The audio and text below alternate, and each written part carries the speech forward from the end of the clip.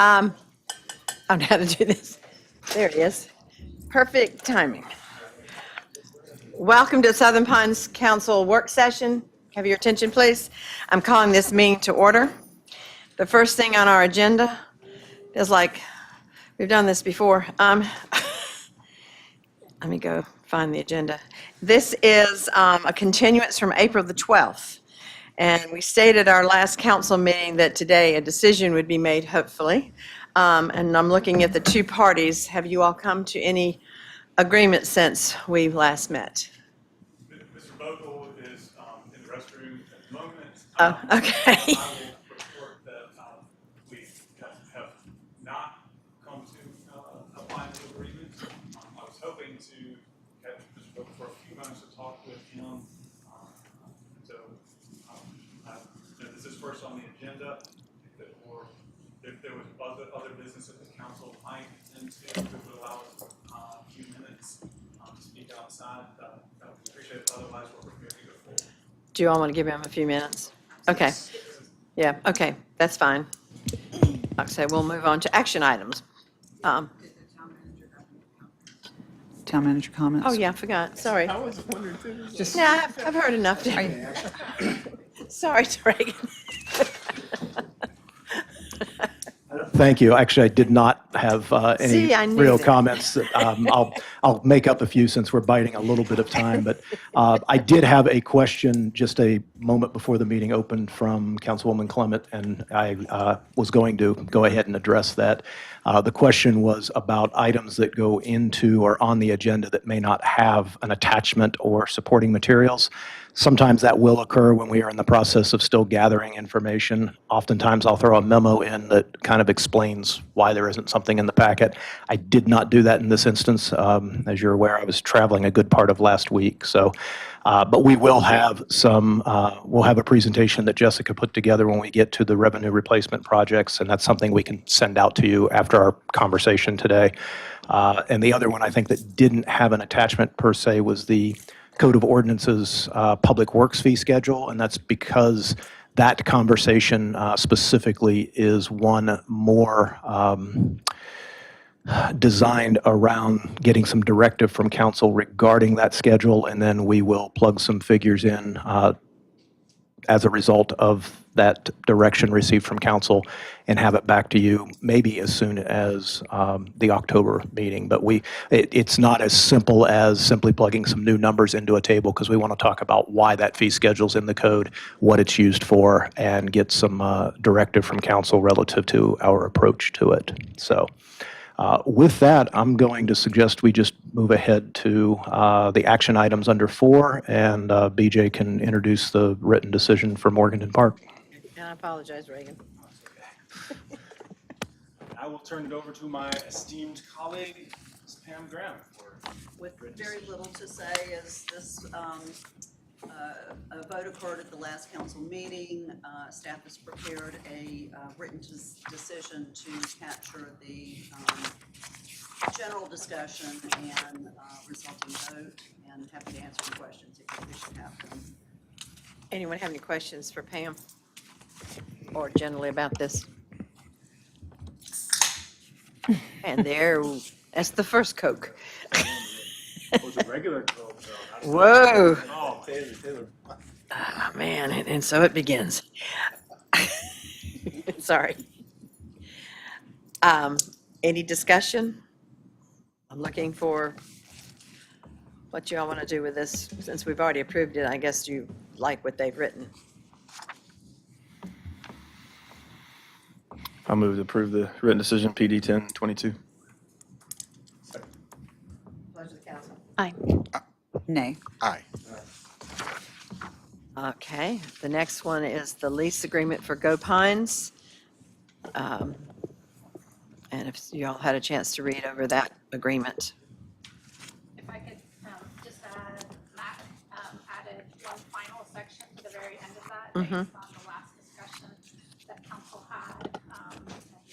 So Go Pines has seen that and they're fine with that language. You're fine with that? Okay. Okay. Pleasure of the council. I'll move to approve the lease agreement with Go Pines. Council. Aye. Aye. Aye. Andy, you ready? We can keep going. We are ready. We're not going to be able to have reached an agreement, so we'll proceed as council wishes. That's unfortunate. I think BJ, are you uppish? Would you like me to, this is a continuation of the public hearing for PD 0422 St. John Paul. This is a CDP, Conceptual Development Plan for a Planned Development. We've been looking at this one, this was submitted back in February, and we've been looking at it since March. And so it's been continued each month. Most recently on September 13th, the CDP hearing was reconvened, and what was provided to the town council was a series of revisions. There was a version that was submitted on September 13th that is in your packet, and if you'll give me a second, I'll pull it up and walk through it just to familiarize everybody, to just kind of set the groundwork for it, or you can cut me off because I'm being verbose, one or the other. Let's see.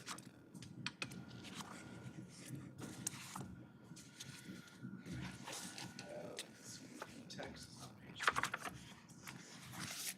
2. Okay, so on September 13th, what was submitted was a version of the CDP that showed you guys all of the changes they had in mind, what had been negotiated up to that time. And there's been a whole lot of changes, and really the best thing we've got is what was provided is this list by the applicant, starting here.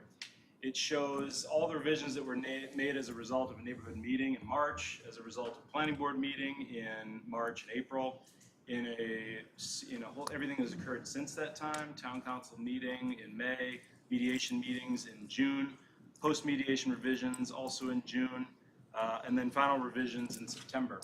And this list is reflected then in what was handed out at the town council meeting on September 13th. You can see the date is right here. And this is the revised version. Again, I use this version because you might say date stamped it here. And the thing about this version is it shows the April revisions, the June revisions, and the September revisions color coded. And so you can go through this and you can see what they've been revising in the CDP. And once again, this is what you got on September 13th. Now, on September 13th, there was more discussion. There was a presentation by the neighbor. There was more presentations by the neighbors and by an attorney representing the neighbors. And so the applicants left that meeting with a continuation to this work session. And on September 19th, the applicants submitted to me via email another revised version that I will pull up here real quick. And this version of the CDP now includes the September 12th revisions, but now also the September 19th revisions. So my understanding is the applicants have gone in further now and added a handful of revisions based on what they felt they could accommodate as the most recent requests from the neighbors. So now we have this version that is color-coded with 4 different, some of the issues about the driveway access along the western portion of the church development parcel, as well as the driveway issue here, secondary access, bleachers shall not be provided, referee coaching whistles, noisemakers shall not be used. And then they've got some additional information here about horse country in their section on compliance with the CLRP. And this I received on September 19th. And so this is why this version is in your packet. So probably the best way I can deliver this here at the work session for your consideration is, here's what we've got. We've got a heavily revised version of the CDP.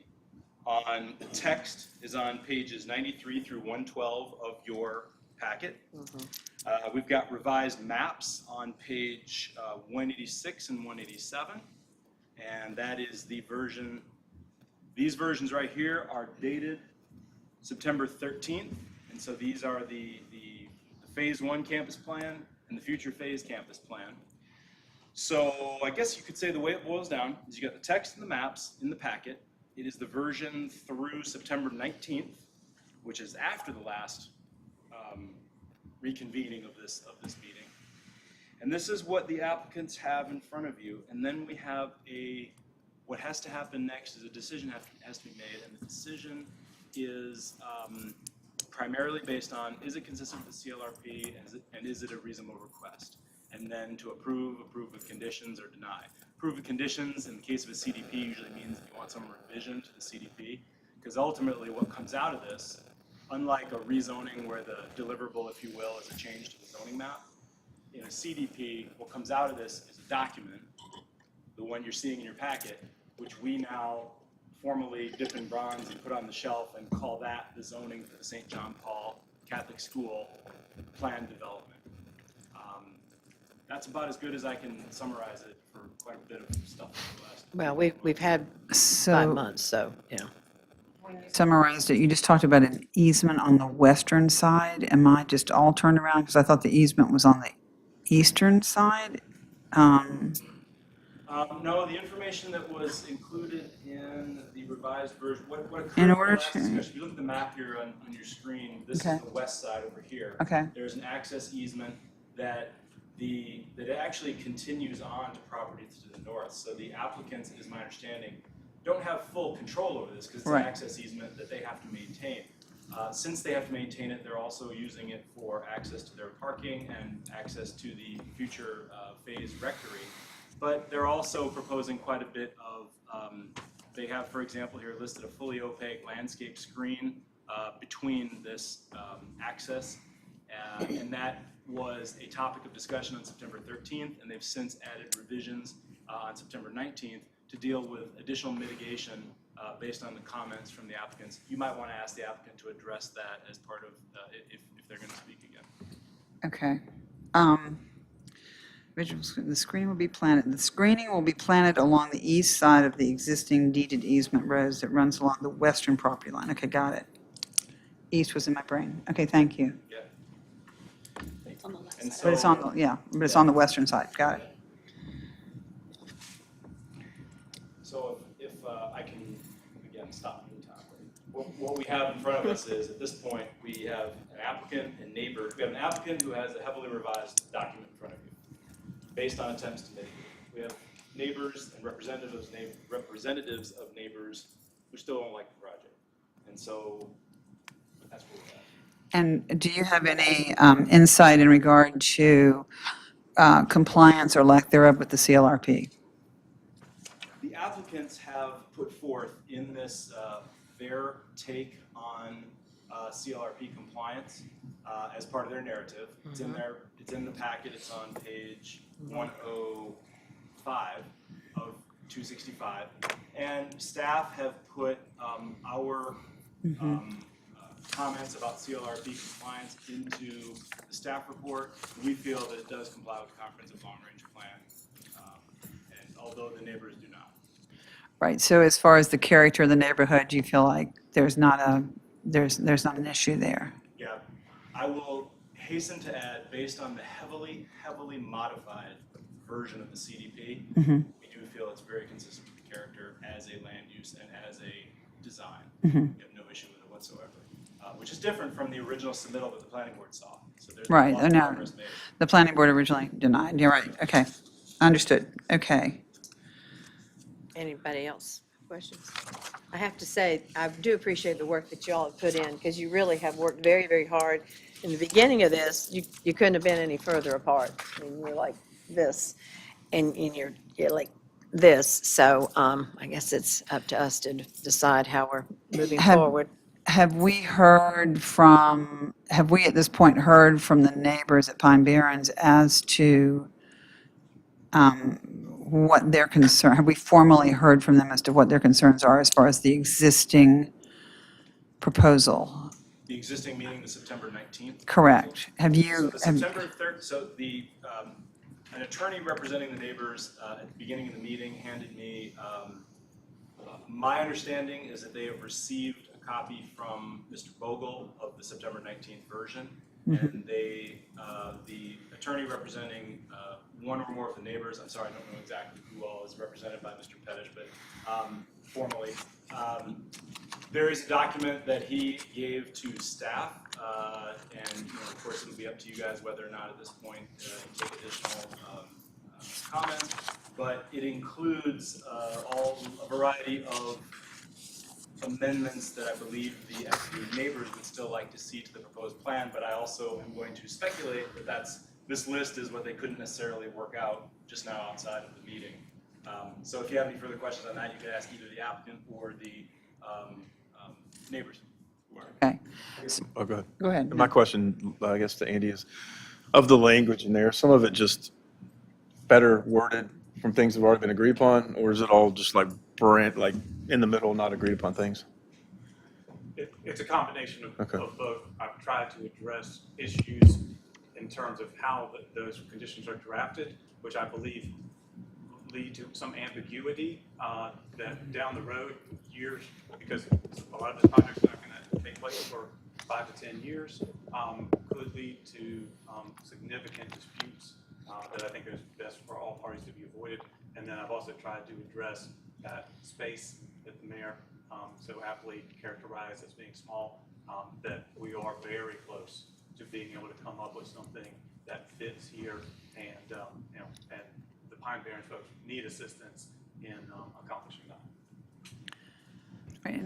And I would assert that I think it's important for us to hear from the Pine Barrens, people who I think have been at all the hearings and have periodically been cut off just because of the way the hearings have gone with extraneous. We've sort of turned into a open forum.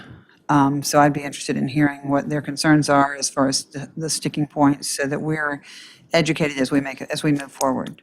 I might And- suggest maybe that Mr. Pettish actually come forward and work through the items. I would love that. With an opportunity for the applicant then to That'd be great. address. Or is it just you and Reagan? Yeah, is that what you're recommending, Reagan, that we hear from? Sorry. I mean, that seems to be the remaining questions, is what Mr. Pettish handed to us 5 minutes before the meeting that is in blue here, which I understand that's what you and Mr. Bogle were talking about outside. If it would be of benefit to the council to just sort of Yes. hear what those final sticking points are, Right. it may help you in arriving at a decision, be it for the applicant or for the opposition Thank you. on each of those items. I'd appreciate that. Only a suggestion. Yeah, it's a good one. I agree with your suggestion.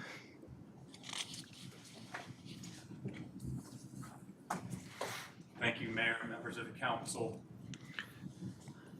Again, my name is Andy Pettish, 127 West Hargett Street in Raleigh, on behalf of the Currys, the Sullivans, and the Bissets. I've also worked closely with Adam Kiker and a number of other members of the Pine Barrens community. I want to start out by saying that this has been a tedious process, and I appreciate the council's attention to it, the time that they've granted to allow the parties to try and work through these issues. I will say again, we are close and need the council's help in closing this final gap. I have copies with me, if I may. There, thank you.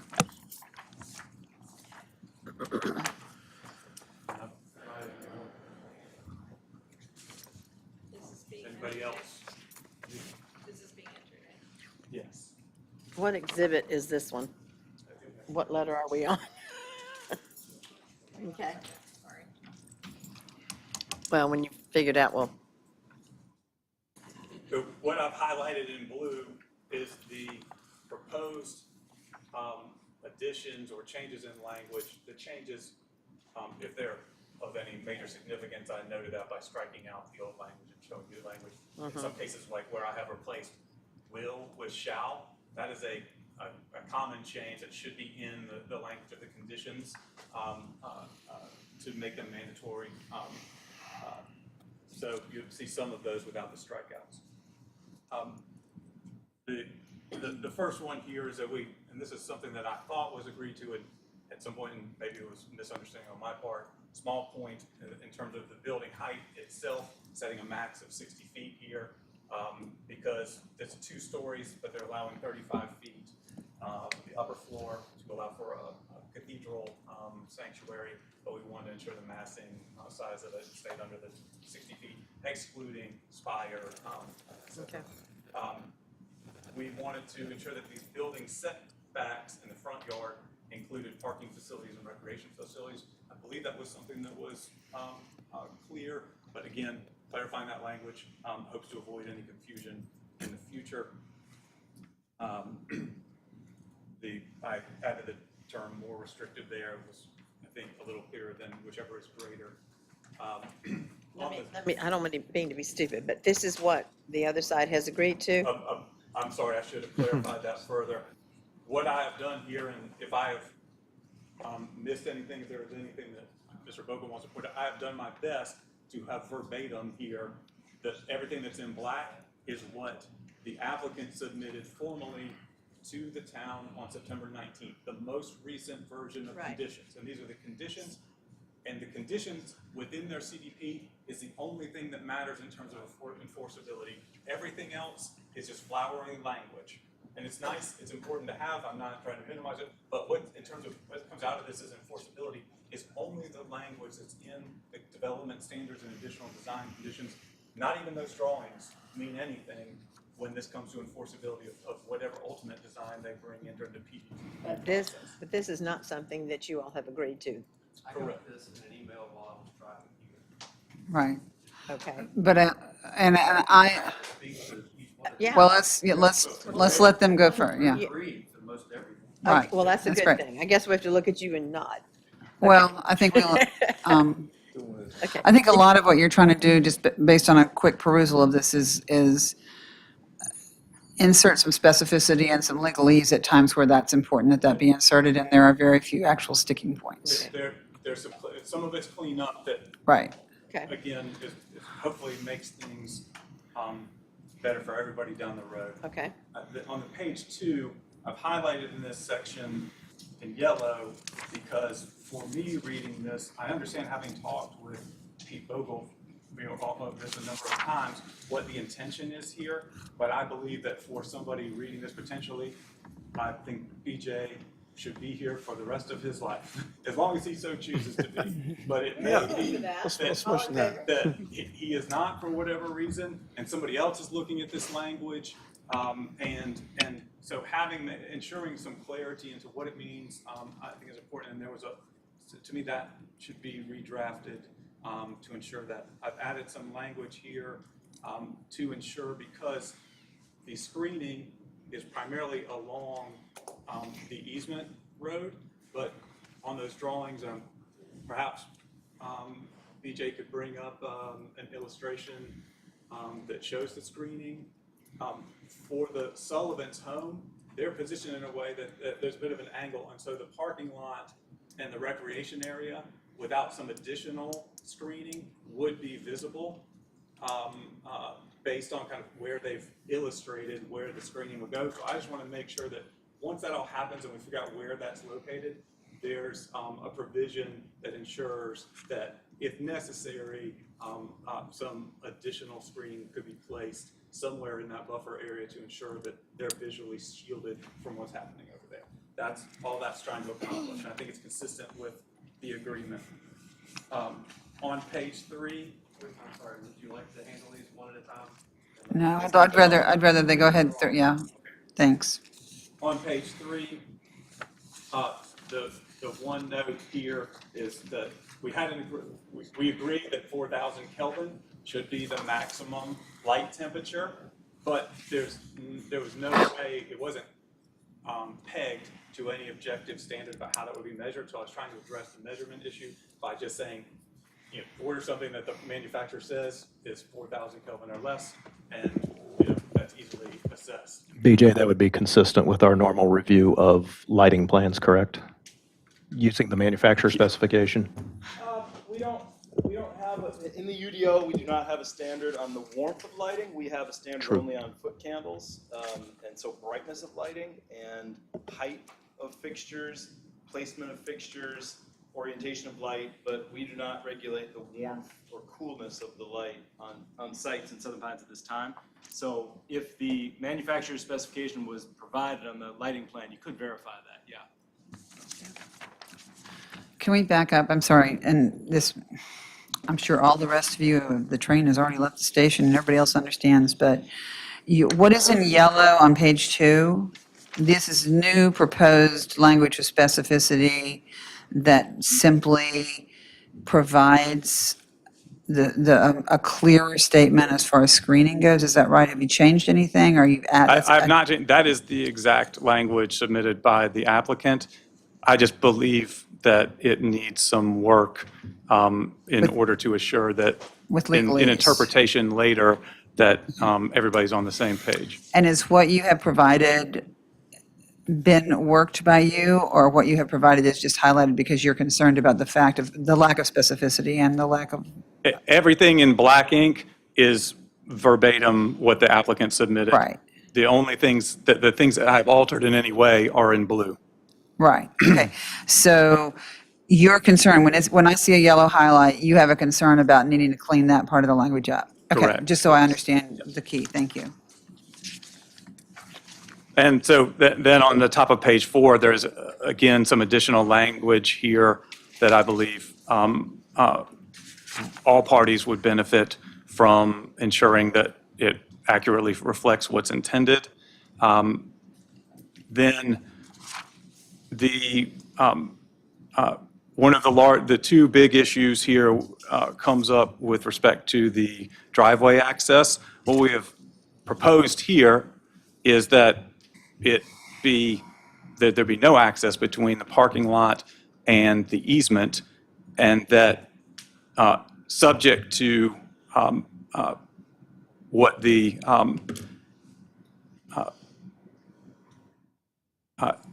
and I guess I look at this and I see it was meant to be subject to the fire marshal determining that it was not necessary. And that in addition to that, there be at least 2 egress points on the east side of that parking lot connecting it with the school as indicated in the drawings that they've submitted.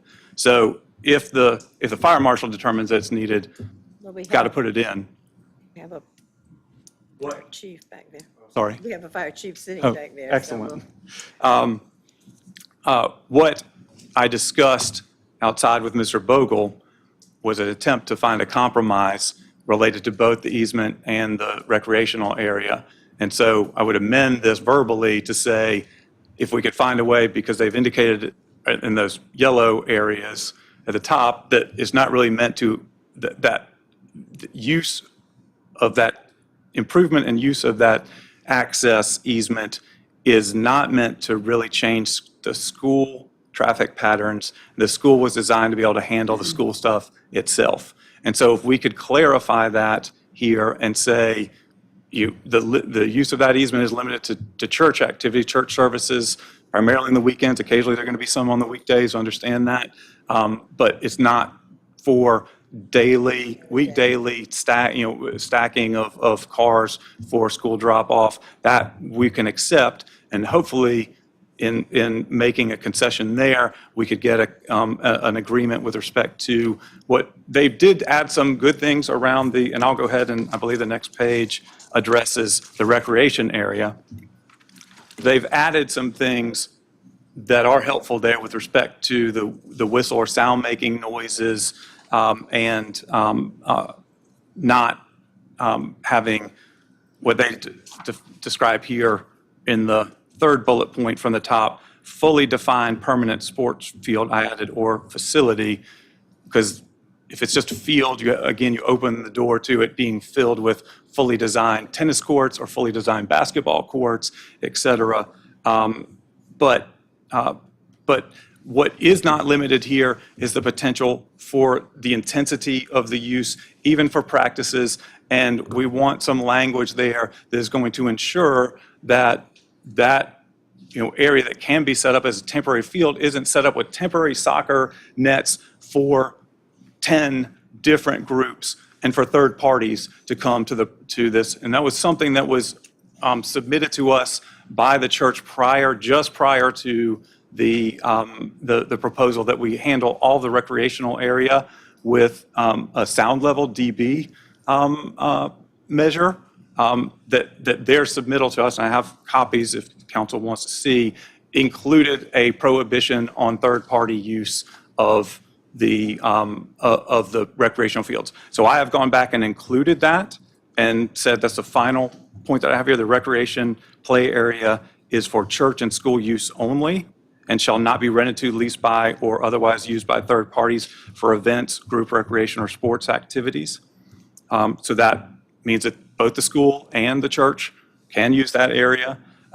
And in order to address the intensity of use there, I've tried to draft language here that limits it to being used by one group at any given time for either organized sports or physical education classes for the school, meaning that this is not an attempt to interfere with people, members of the school or the church, voluntarily going over there in an unorganized way to do a pickup game of volleyball or other activities over there. They can have a picnic. They can have other events that are there related to the church.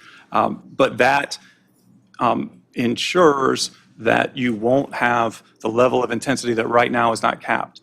And as I've may have mentioned previously, I will just say this is the neighbor's last chance to have their interests addressed. The church can come back at any point in the future over the next 10 or 20 years to request an amendment to this application. They would have to go through the same process, but presumably it would be a much less detailed process to say, look, this was too restrictive back then. Look at the circumstances, how they've evolved. Look at how we've built this out. It's really not playing out to be the issue that everybody thought it was. Can we change this? That that's how it really should happen. But at this point, we're talking about things that are going to be happening, 2, 5, 10 years down the road. There should be, a level of protection here that really takes into account the concerns. And I know they have a long list of things that they have changed since they first came in here. And I will say that is absolutely appreciated. Nevertheless, I believe that the measure for this council should be not how much have they changed since they first came in the door, but does this now, what's before you now, address the legitimate concerns that and impacts that are getting created by this level of intensity of use? And so that's the basis for why we're asking for additional help here. We are, again, our hope is our goal is not to be in a position to where we're asking this council to deny this application. We're trying to get to a point where we can withdraw our objection and allow it to be passed. Okay. Any questions for Andy? Is your main concern regarding the recreational field, your main concerns are addressed in items number 1 through 3, as far as directed by an adult or youth leader, involves established rules and not competitive based, or is that, no, that looks like that's, for the purposes of these conditions or organized sports shall be defined as physical activity that is blah, blah, blah. And then what you're trying to do is, I'm reading this quickly, sorry, any recreational play area used for organized sports shall be limited to one group. Is that the most important thing to you, and have no third-party use and no rental of the facility? Is that what you're? Yeah, those two additions, would, and I've talked to the Sullivans who are most impacted by that. I know the Bissetts who are on the entire other side of the project can hear the sports activities being played on the existing soccer baseball field. So, they have concern about it too, but the most affected is the Sullivans at this point. And, they're having had children in soccer and witnessed it themselves. They've seen how intense these practices can get and how easy it is to set up a temporary soccer field that would fall into, what this, and I'm not making any assertion about what the church has intended here, and that they're trying to get around anything. That's not it. It's just these possibilities exist unless they're addressed. And to give my clients assurance, it's important to include it.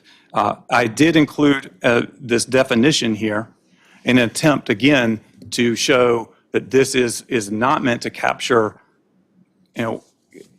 members of the church, members of the school that are just going over there for free play.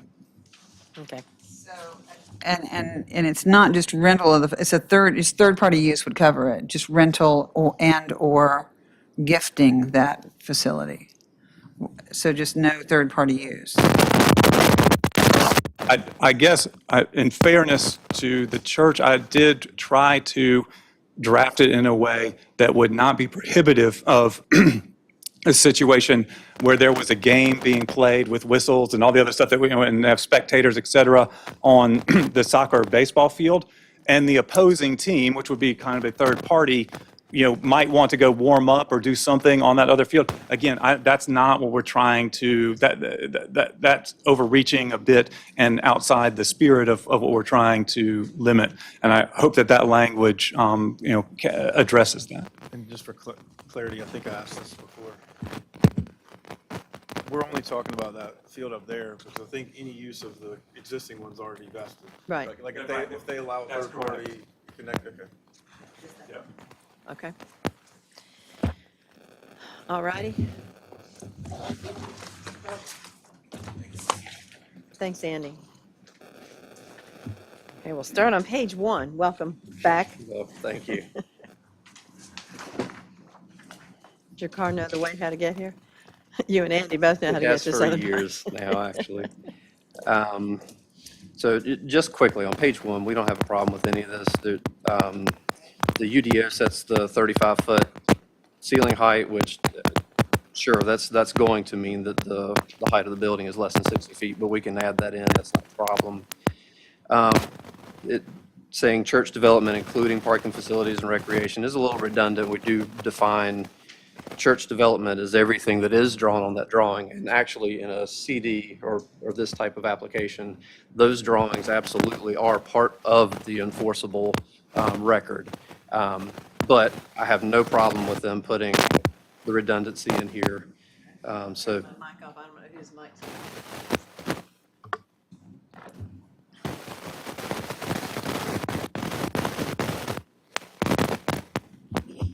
I do, it's no problem.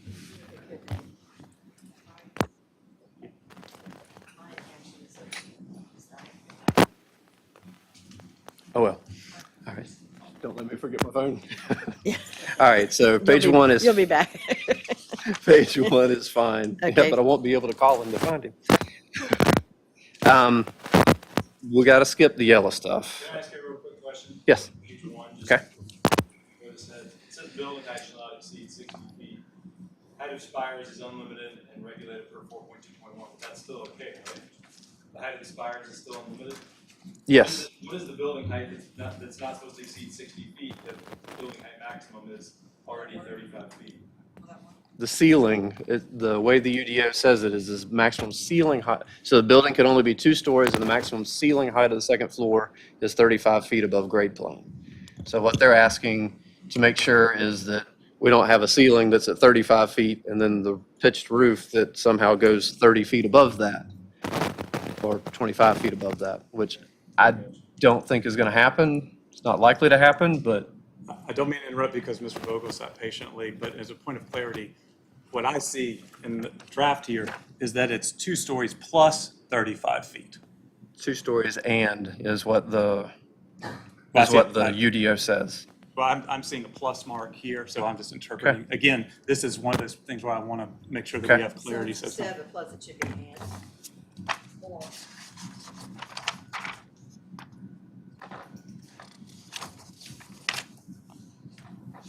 Looking at my copy. Yep. Yep, we can change that. So would that read more? No, it reads and, 2 stories and But 35 feet to, that's still an addition so to this the is, 2 stories. so what, let me grab the UDO, because this is supposed to be language directly out of the UDO that I've copied and pasted in here.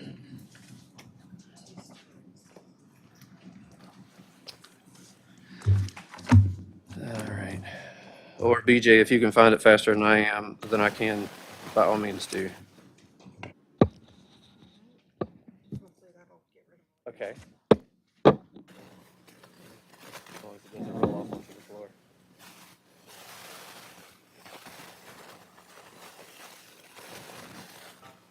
Thank you.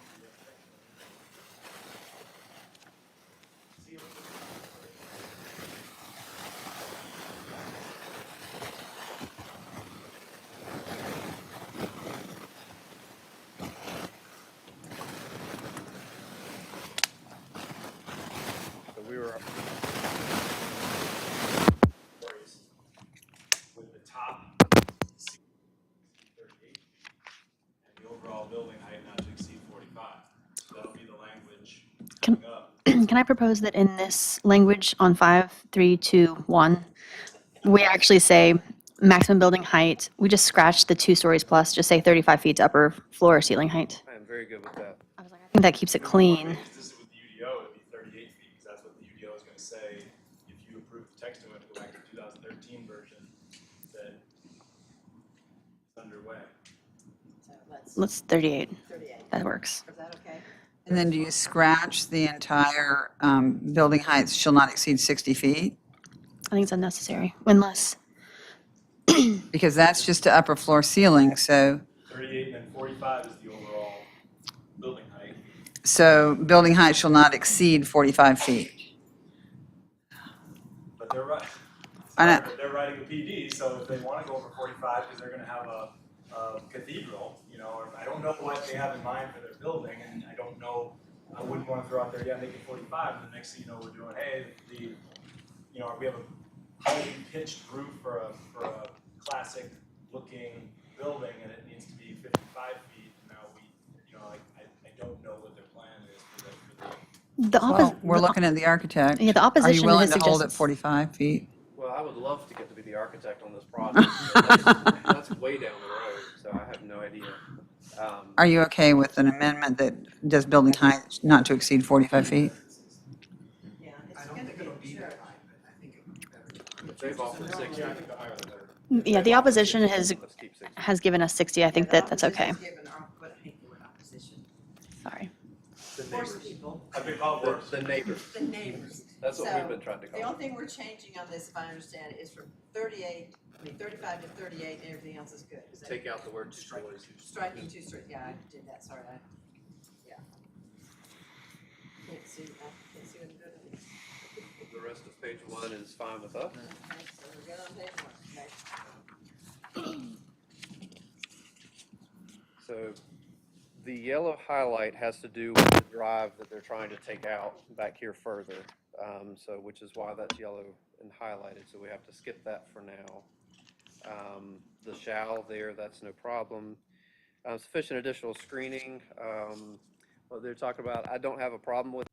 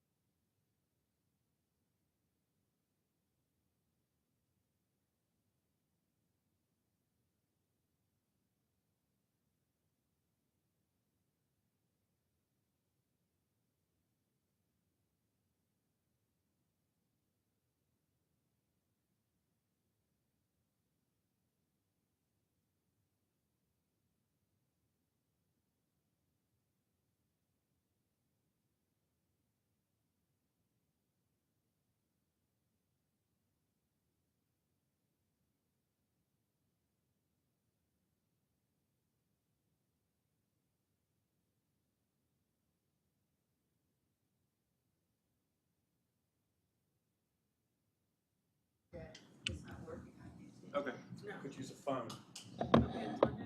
I have it recorded on the laptop. Okay. Yeah. All right. I'll move that after reviewing. Oh, Oh, yes, I'm sorry, I'm going back to my notes, it's been, yes. I need a motion to close the hearing, it's written right here, thank you, I so John. move that we close the public hearing. I'll second. All in favor? Aye. Aye. Aye, thank you, because I have it, thank you, close the hearing. So at least we're looking to the motion for a consistency with the CLRP. all right. I'll try again. I move that after reviewing the proposed conceptual development plan, the criteria for consideration of a conceptual development plan, and after considering the comments received at the town council's public hearings and the planning board's written recommendation that the requested conceptual development plan is consistent with the comprehensive long-range plan, is a reasonable request for rezoning for the following reasons. I guess that it adheres to the community well-being for the production of education that will allow for growth of educational options for the community. It attempts to protect natural resources with the setbacks and natural borders. That it does allow for future growth in the area, and is attempting to have as minimal of impact as possible to the neighbors based on the changes and back and forth to date. And is suitable as zoned with the other existing PDs and use in the area. Second. Pleasure to council. Aye. Aye. Thank you. Now, looking for motion to approve or deny PD 0422. All right. With modifications. I will move to approve PDO 4-22 as submitted and modified by the applicant in response to concerns raised by the planning board, the community, neighbors, and council, with the following further modifications. Everything discussed today on the September, Figure out what exhibit this is. It's not possible. yeah, just the September 26, 22 5-page attachment provided by Attorney Pettish as amended through discussion at the meeting. And the update of the traffic plan or traffic movement map. I didn't have anything else. Did I? Second. Aye. Aye. Aye. Holy smack. Sorry. That's an official term. Thank you all. Appreciate this. Thank you all. Thank you very much. Good job.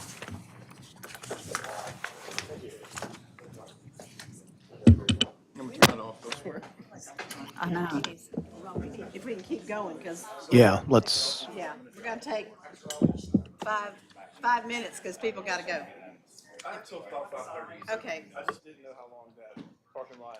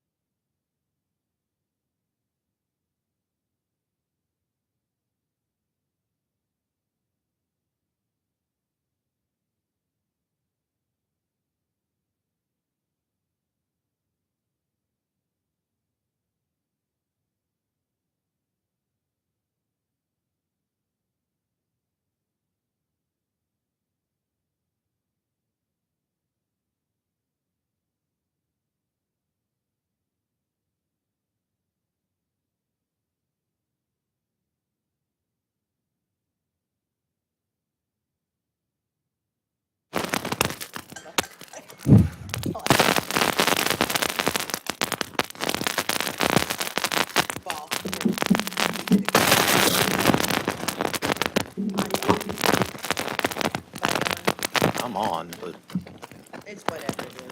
We'll just be loud. let it go, because at least it will stream that way. I appreciate y'all working hard on this one too, because we have a lot to do to get it to where I think it's the best we can do. So, have we finished? Well, that's, returning back then to Yeah, that's what I'm saying. to the planning Exactly. discussion. It sounds like everybody is in agreement on the recommendation item. Yes. Was that something you had mentioned? So I don't know whether we should make a motion. How do we formalize that in the record on the regular meeting? You can, it's going to be on the record that we had this conversation and you all agreed you wanted a recommendation. If you wanted to make a simple motion to start receiving a recommendation, I think that's easy enough too. I would make a motion from this date forward that we receive a formal recommendation from the planning department in all cases that come before them pursuant to, well, the cases coming before the council. Applications On that come to the applica- council. Completed applications before the council, and pursuant to 160A 148, subsection 7, that the manager be asked to oversee providing that information. Second. Pleasure, council. Aye. Let me read it real fast. Yeah, sorry. Just making sure when we reference something.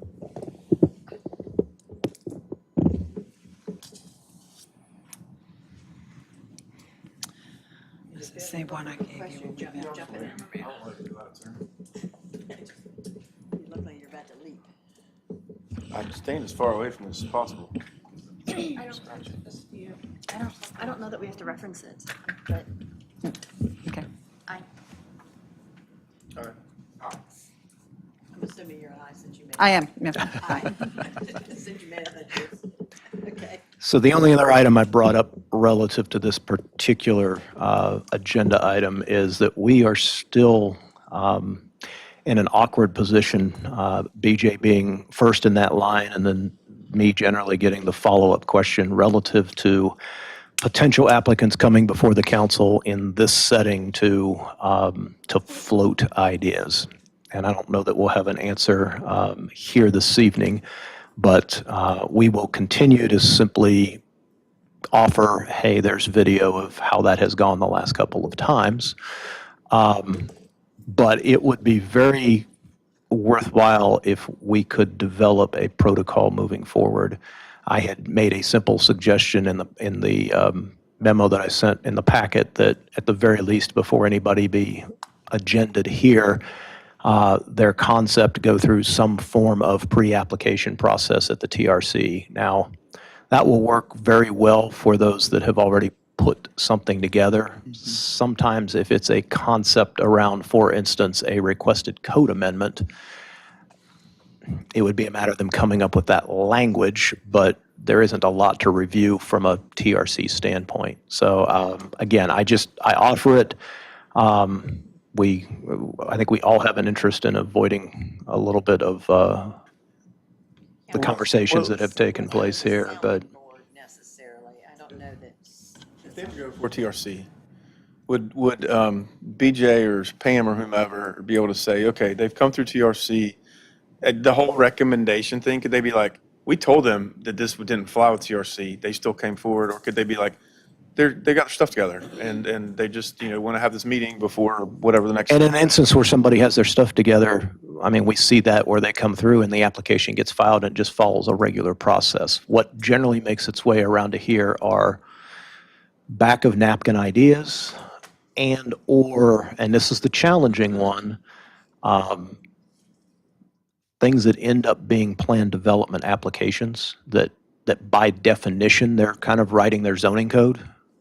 It doesn't meet necessarily the standard RM or OS or GB type of thing. It'll generally be a mixed use type of situation. So that's where I think the pre-application might be of some significant assistance, because at the very least, be it Pam, BJ, a staff member can say, well, here's where their application kind of meets everything in the UDO. Here's where there are some variances.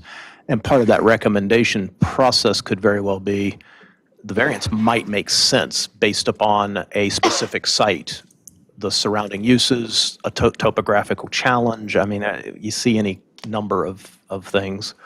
But again, I threw it out there for thought process, because there are arguments on both sides of it. I know there's been a lot of discussion around transparency, but those conversations taking place in this setting, some would argue, is far more transparent than people simply calling you up one and two at a time and doing that sort of thing, which can happen and does happen in a lot of jurisdictions. So again, I simply throw it out there because it's one that I know that staff struggles with, which ultimately means I struggle with in interacting with you as a group. And we can certainly take the item back up in the coming months, but it's not one I want to lose sight of, because inevitably there's going to be a request to come in front of you, and we're going to be having the internal debate. So I would love for Mac to give us some feedback when he's back on sunshine laws and what we need to all be considering, and I'm certainly concerned about transparency. But I also had a really interesting discussion, and short-lived because we were on a time frame, but with Matt from CLRP group about what's happening in other towns, because I brought up and I think that might be something to examine from that Okay. angle also.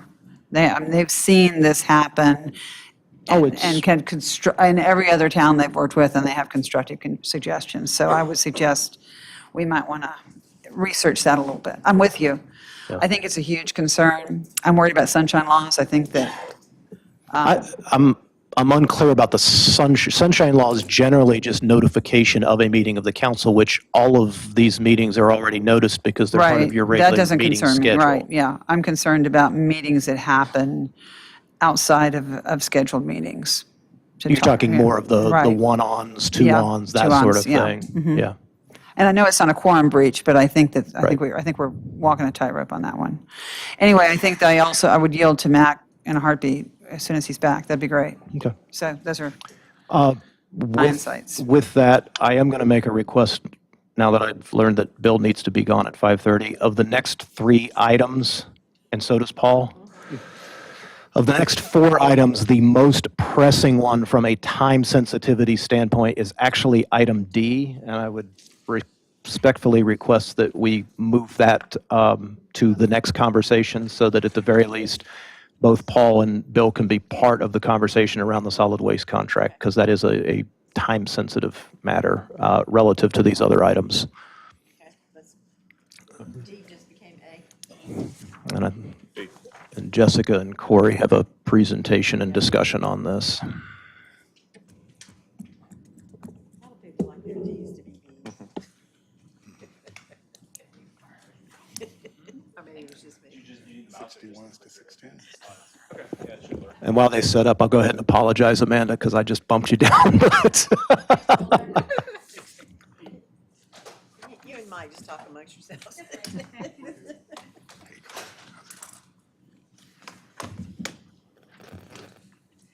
Well, it sounds like at 5:30 we'll be without a quorum. Okay, okay. Well, good afternoon. Corey and I are here to review the results of the solid waste RFP that was put out. We put this RFP out on August the 1st. You may remember that our current contract for solid waste services ends at June 30th, so the end of this fiscal year. We do not have any automatic renewals or anything built like that into the contract, and we have also discussed with GFL that they would not be interested in renewing the current contract, since it does have backdoor service and some things like that. So we made the decision to bid it out. So we had an RFP out. We received responses on September the 12th. We received a total of 2 responses, a proposal from GFL, our current provider, and then we received a no bid from Republic, which is considered a response for for purchasing, and they essentially stated that they were not interested in our contract due to the yard debris requirement. They felt like we had way too much volume, and they didn't want to do it. So at this point, we are here to present GFL's proposal so that we can move forward with negotiating and awarding a contract and be ready on July 1st to begin a new contract. So Corey and I are going to give you a really high level first of the proposal. We're going to review the current services that we provide today for both residential and commercial. We're going to evaluate, we've broken the proposal down. You're going to see there's a few different options for both residential and commercial in terms of what we can do in the new contract. And of course, it all is going to vary on price depending on what we do. We're going to then discuss some decisions that need to be made for this new contract. And then at the end, we're going to give you a quick analysis that we did of the cost and feasibility of bringing this service in-house rather than using a contractor. So very quickly, based on the proposal that GFL gave us, one big benefit is that the annual CPI, which the contract adjusts every year based on CPI, that's standard in contracts like this. Our current contract adjusts for the overall CPI. Last year we got a 7% increase. Currently right now, CPI is tracking at 8 to 8.5%, so those are big numbers. We wrote it so that the new CPI would be for a category of water, sewer, trash, which has historically been a much lower percentage, 2 to 3%. So over the life of this contract, that's going to help us a lot. We had shared before with you that we knew we were going to have to eliminate backdoor collection unless people have a waiver for disabilities or health reasons. And so that was how we wrote the proposal. So we do know that GFL will be providing curbside collection, which will have brand new trucks for both recycling and garbage. And so that consistency, it'll improve the consistency a lot. We saw a lot of challenges, especially during COVID and anytime they have new drivers. So that is a plus for the new contract. We'll have better consistency. We are going to be going to a service delivery with 95-gallon recycling carts for both commercial and residential. And so everyone in the town will get those new carts. We're going to use the same vendor, which means minimal disruption for our customers. And there's also a huge amount of staff oversight if you make a transition. So that helps our staff a lot. GFL has confirmed there won't be any changes to the collection days and routes. The yard debris collection is going to remain exactly the same as it is right now, except they are bringing that service in-house for them rather than using contractors. And they've in fact already done that, and we've seen some improvement in service delivery since they did that. There's also no service changes to the customer for yard debris and bulk items. And then one last perk for us is that the cost of collecting and disposing all of our street cans downtown will be included in the unit pricing. And so that was a separate bill that we had. So that is direct savings to the town. So what we know we're going to need to adjust, and we're going to talk about this a lot more in detail. We know we're changing from backdoor to curbside. We're going to be evaluating whether it makes sense to provide one garbage cart per week as our standard service, and I'll tell you more about that. We are no longer going to have what Corey and I kind of term unlimited recycling volume, because as of right now, they will give you as many 18-gallon bins as you want. And if you put 10 of them out there, they'll collect them. We're not going to have that option anymore. And you'll see more about that because we're now going to be having these 95-gallon carts, which keep in mind, one 95-gallon cart is the equivalent of about 5 18-gallon bins. So you're still going to be able to recycle a good bit. Probably one of the biggest changes that you're going to have to decide is recycling collection, whether we're going to do it on a weekly or a bi-weekly basis, and we'll talk more about that. Of course, we know collection is going to increase. That's not really a surprise, unfortunately. And I do want to point out that this entire presentation, we are only talking about collection charges from GFL. This does not include anything about disposal, because that's purely a pass-through that we're going to pay no matter who does it, and we don't know what those rates are going to be for July 1st. That'll be a budget issue for you. So we're only talking about collection charges today. So very quickly, just to remind you of the residential services that we provide today. We will collect backdoor for anyone who wants it, whether they have a medical disability waiver or not. We collect up to 2 carts a week from anybody who wants it. You don't pay extra for that, you just have to request it. I mentioned the unlimited 18-gallon recycling bins, which we do already collect those at the curb. Every 2 weeks, we collect your yard debris in 3 cubic yard piles. That will remain the same. And then we also provide on-call collection of bulk items like furniture, appliances, different things like that. They do other small miscellaneous services, super important, like picking up roadkill, but that's in the contract. And these other services, they're all subsidized, paid for by the town. We don't bill those out to individuals. And then just to remind you what we're paying, or actually not what we're paying, but what GFL charges us currently, and this is only for collection, for those services is $20.78 per house. And again, like the bulk items, that's separate. So the resident doesn't pay that.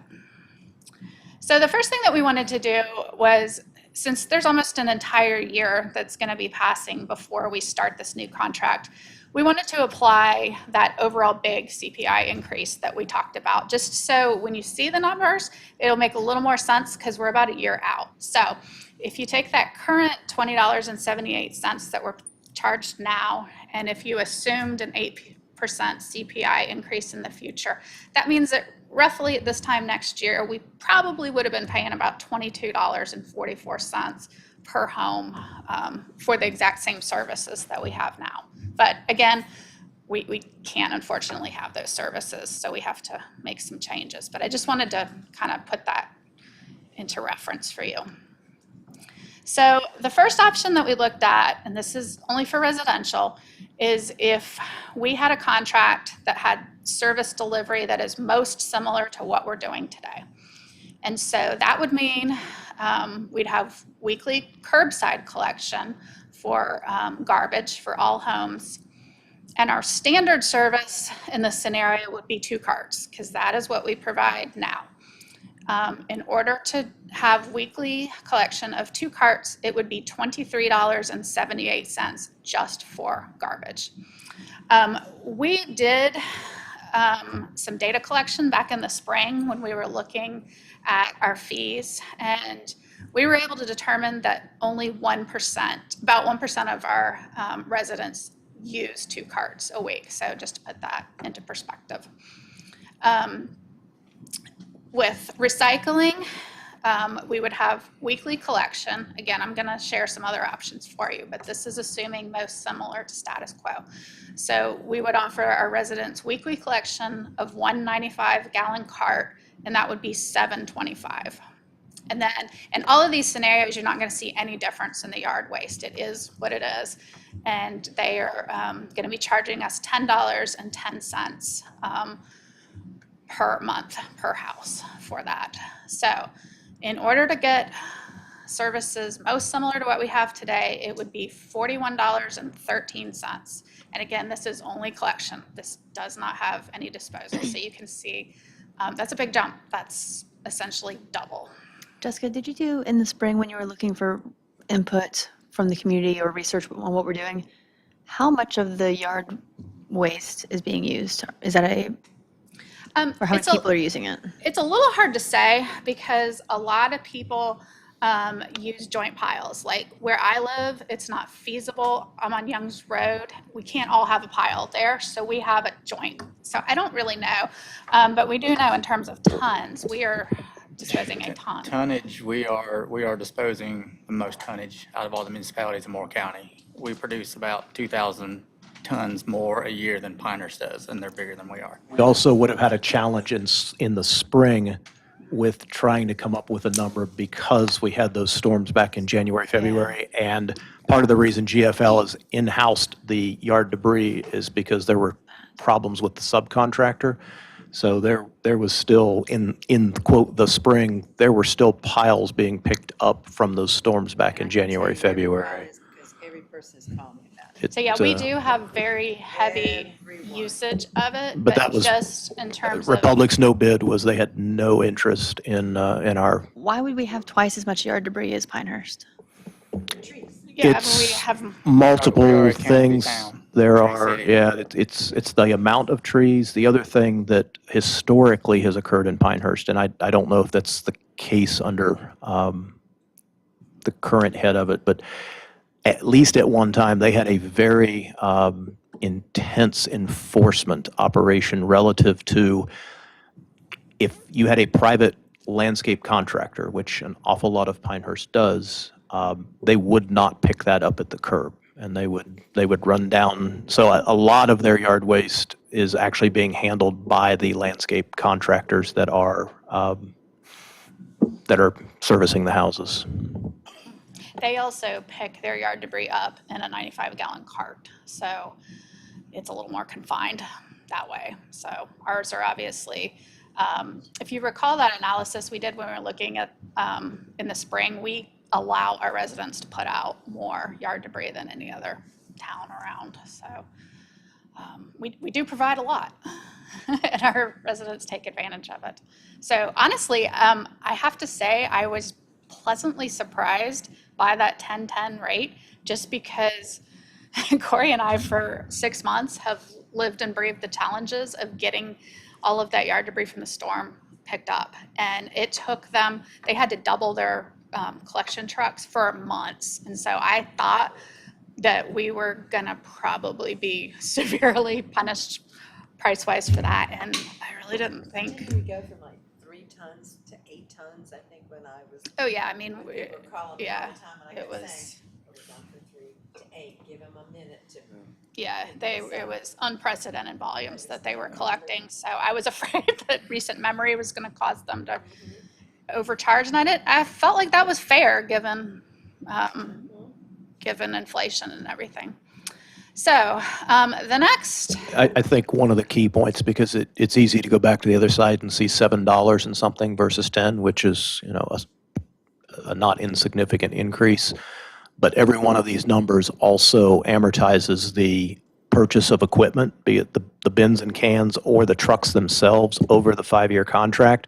And when what is now the $7 fee was done 5 years previous, and actually 10 years previous maybe, because 10 there years. was a single renewal, Yeah. it was based on one yard waste truck. And they're up to having to run 2 and 3 in order to do our routes. So there is definitely additional equipment contained or embedded within that 1010 a month figure. so the next option we're gonna look at is kind of the complete opposite. This would be the most cost-effective way to provide services to our residents. With that method, we would still do the weekly curbside collection of garbage, but our standard service would be only 1 cart per week. And that would be $11.89 that we would be charged each month. In this scenario, we're gonna propose eliminating recycling, because if you look back here, it's $7.25 to collect a week for 1 95-gallon a cart. So we're just gonna throw this out as an idea. We're not even necessarily, we're gonna have another scenario that doesn't even necessarily land here, but we wanted to throw out the most cost-effective so that you can, make some decisions. And there are a number of cities and municipalities that are eliminating recycling because of this very thing, because it's steadily getting more costlier every year. And a lot of this, if you recall, we talked about China significantly changing what they are willing to import, and that has just hurt the U.S. recycling economy, because they were our biggest importer and they're not anymore. And it's no longer cost effective to recycle. Yeah, the backside of this is purely on the collection side. Yes. Once it even arrives, we're now paying twice as much per ton to get rid of it as you would at the dump. Yes. Correct.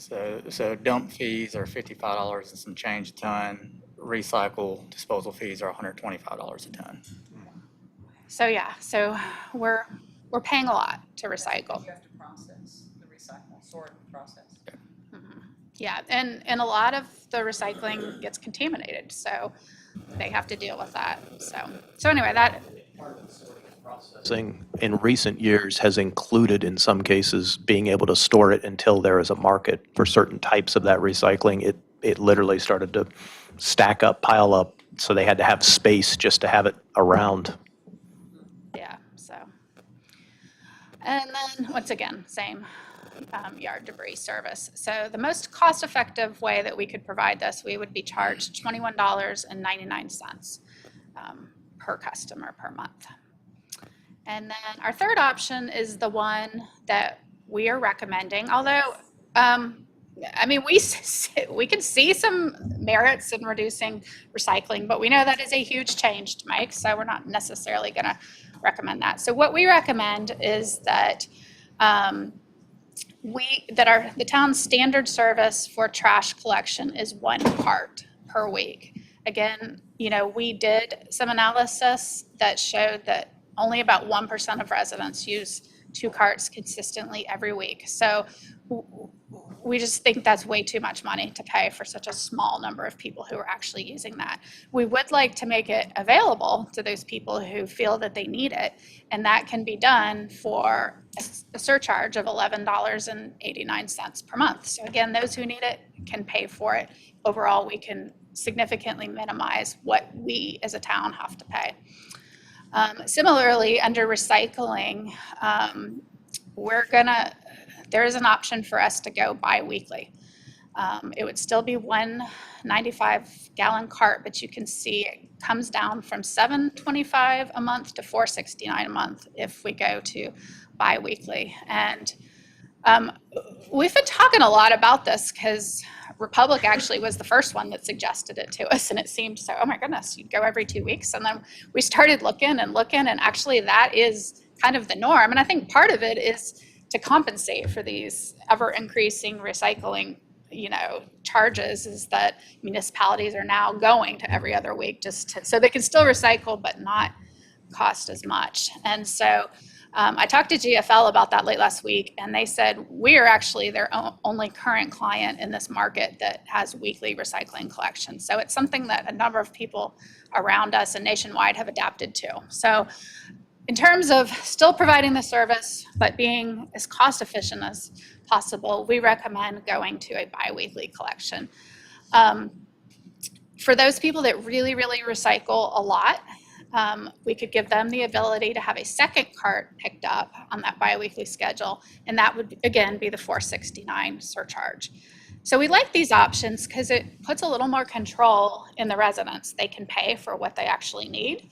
And for those who, you know, are really not using as much, they can be billed as minimally as possible. And same 10/10. So that would be $26.68 per month that we would be charged.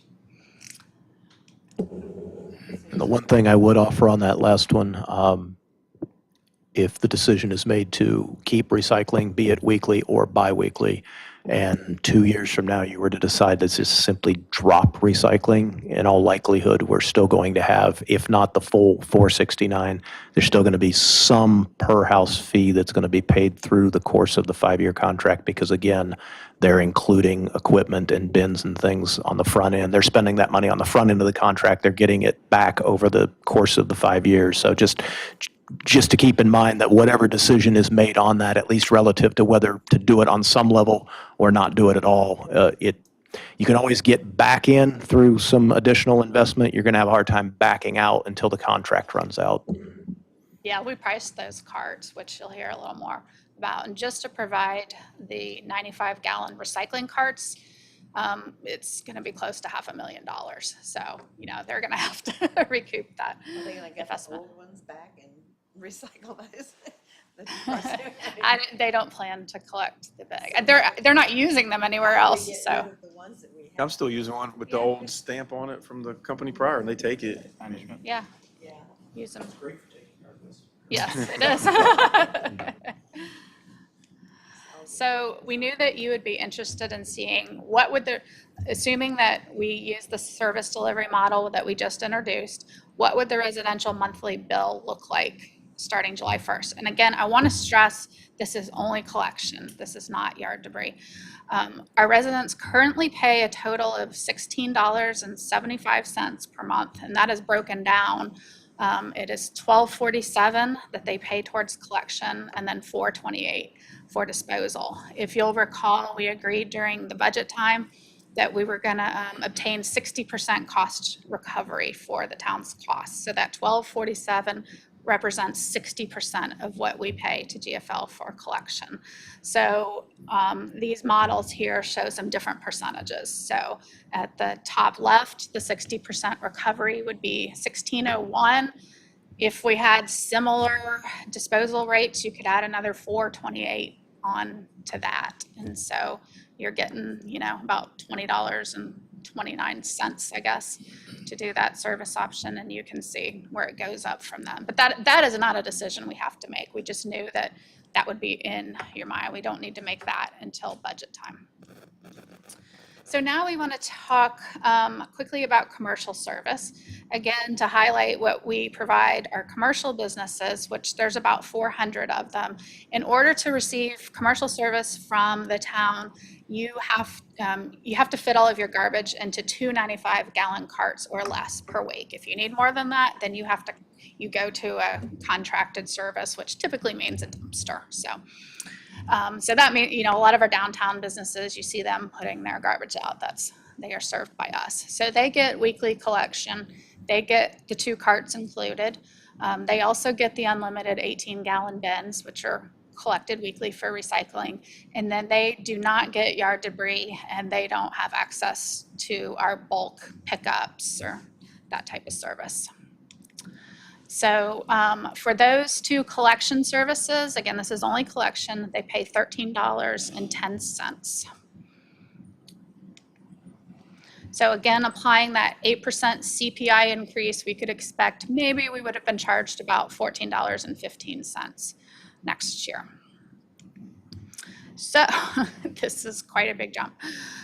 In order to maintain our commercial service delivery to exactly what they are getting today, it would be $27 a month to have 2 carts collected at the curb. And then it would be $20 a month for the commercial businesses to have 2 recycling carts of 95 gallons, which is a lot. What we're going to recommend here in order to offer the greatest choice to the customer and the greatest cost efficiency is that, like with our residential services, we make our standard service 1 garbage cart per week and 1 recycling cart per week. There's probably a number of businesses that is all they need. And so they can, minimize their costs and pay $23.50 a month to use 1 cart each.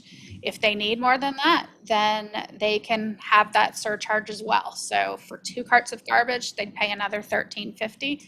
2 carts of recycling, they'd pay another $10. And again, they don't have to use our service. So if they feel like it would be more beneficial for several of their neighboring businesses to go together and have a dumpster, they have that option. So that's why we'd like to make the standard service as minimum as possible for them. So just to recap, for the residential, we talked about the annual CPI is going to adjust to a rate that has been historically lower, so that should benefit us in future years. I mentioned the bulk item collection, which we don't charge, but we did get pricing for that. It is going to increase from $17.62 to $20 even, and this is per collection that they make, and this also covers the disposal. I had mentioned again that all of these unit prices that you were seeing included the collection for our street cans downtown. And they, I know you may have been very interested, how are they going to use those arms to pick up, especially in downtown or our gridded areas that sometimes have on-street parking? They've selected kind of an interesting truck that has the arm but also has the rear loader. So that is what they're going to use to accommodate our downtown. So they're obviously very well aware of our challenges since they're our current vendor. Of course, also then plays into that rate that we saw because it is Yes. specialized equipment to run the route. Yes. Exactly. So the decisions that we need to make, which several of them we need to make soon because we have to be able to award this contract. The first one is our garbage service, our standard, is it going to be 1 cart or 2 carts for the residential? We have recommended 1. The recycling is honestly probably the biggest decisions you need to make. I mean, the first one is, do we desire to continue to offer recycling collection? Since we're obviously seeing cost premiums, we're going to be forced to change our service, so it's not even as good as what we're providing today. As Reagan said, if we had any interest in trying to just eliminate it altogether, we could probably do that, but we could not really easily go the reverse and say, yeah, we're in for 1 or 2 years and then get out of it. That's not really an option for us. So if you think you have any interest in that, this would be the time to discontinue it as of July 1st. If we continue recycling, we need to make a decision if we want to do weekly or biweekly. Again, staff is recommending biweekly. And then again, standard recycling services at 1 or 2 carts. We recommend 1 for the standard. Those are the 4 decisions that we need you to be prepared to make now, because that influences the contract. And then the other things that we will need to decide, which don't have to be decided now, but are what are the eligibility factors for the backdoor service? Because we're going to have to get people re-enrolled in that. And so we need to decide what qualifies that the garbage hauler will get off the truck and come to your house and pick it up. So we don't have any recommendations on that today, because again, that's an issue for the future. One important aspect on that item, though, is that even through the bid process, they are proposing to limit the number of people that can qualify. And right now, they've got a percentage in that bid, if you've gone through it, of like 3%, which doesn't come out to a lot of homes whatsoever. But I think they anticipate a number of people that have become accustomed to backdoor service trying to simply sign up for it again, and that's not really what the intent of it is once you move to the one-armed bandit program. Yeah, I did already reach out to GFL, and I told them that I thought that 3% number was just way too low given our demographics. And so they have already agreed to come up to 5%. But that's definitely a discussion that we need to have in the contract negotiation, because we don't really understand what's going to happen when we reach that 5%. Are you just flat out going to not collect, the first person over 5%? Are you going to apply a surcharge? We don't know yet. So that's certainly a contract discussion. And then again, the cost recovery issue, again, that doesn't have to be decided anytime now. That'll be a budget issue, but I know that's probably in your minds. And then very similarly on the commercial, you need to decide, is our standard service 1 or 2 carts? Is our standard recycling 1 or 2 carts? And one of the reasons that we do need to decide this now is because it's going to influence the order that they do. Because if we go ahead and say, yes, our standard service is 2 carts for everybody, that tells them they need to order 2. No, maybe not 2 carts, but they need to be prepared to do that versus the 1. And then we also recommend, depending on council's feelings about this, that it might be worthwhile to have a conversation with GFL about where we provide commercial service. Because as I mentioned earlier in the presentation, we allow any business that can throw away 2 carts or less of garbage to be served by the town. And so that means that while a lot of those are in our downtown area, they're also going over to Murray Hill and, over there off 15501. You saw the big cost increases for commercial. It was much higher than it was for residential. And so in an effort to try to minimize some of these increases, we recommend at least having a conversation with them and saying, hey, what if we just limited our commercial to the downtown area? So you had this much smaller core. Would you reduce those prices? And then, the businesses outside our downtown, they would need to find a different collection. But, there's going to be some trade-offs either way. So that was one thing that we wanted to throw out. So at this point, we are either welcome to talk through some of these decisions that we need to make, or the next part of our presentation was to review the in-house analysis that Corey did. So whichever you would be more interested in doing, we can I'll just say, I'll offer on the residential side. I think your recommendations are good. We've sort of been doing that for a while. I got 2 bins because we could ask for one, and one I use for recycling, one's for trash. And with a family of 6, we're usually about half full recycling and a full bin. So that would still not limit what I kind of been doing anyway for the last little bit. And I mean, we're 6 active people is a fairly large, I would think, home size. So it's working, that recommendation. And that was even after the glass goes into the. Yeah, I mean, some weeks, yeah, it's probably more than half full, but that's true for any trash too. But Looking at one cart in general unless you need to. yeah, so as long as you offer the buy more option, and that, I mean, we've heard some of those arguments that all sizes and shapes are paying the same price, and that would allow those who want more just to pay a little more for it, which isn't all bad. But that, your base recommendation probably works fine for, you see 99%. That's Gonna be a whole new trick to keep track of our weekly. Oh, yeah. Yes. well, yeah. Try and make them do it the same week as your yard debris. Oh, that would be great. Yes. It just seems to If me. you miss a week, it's an easy drop off in Moore County, because I took my glass. And there's no fee, whereas everything we send. And they But actually- keeping recycling, I'm assuming that's what it is. Absolutely. Yeah, and that's, yeah, absolutely too. Does that help? One cart bi-weekly recycling stays? Yes.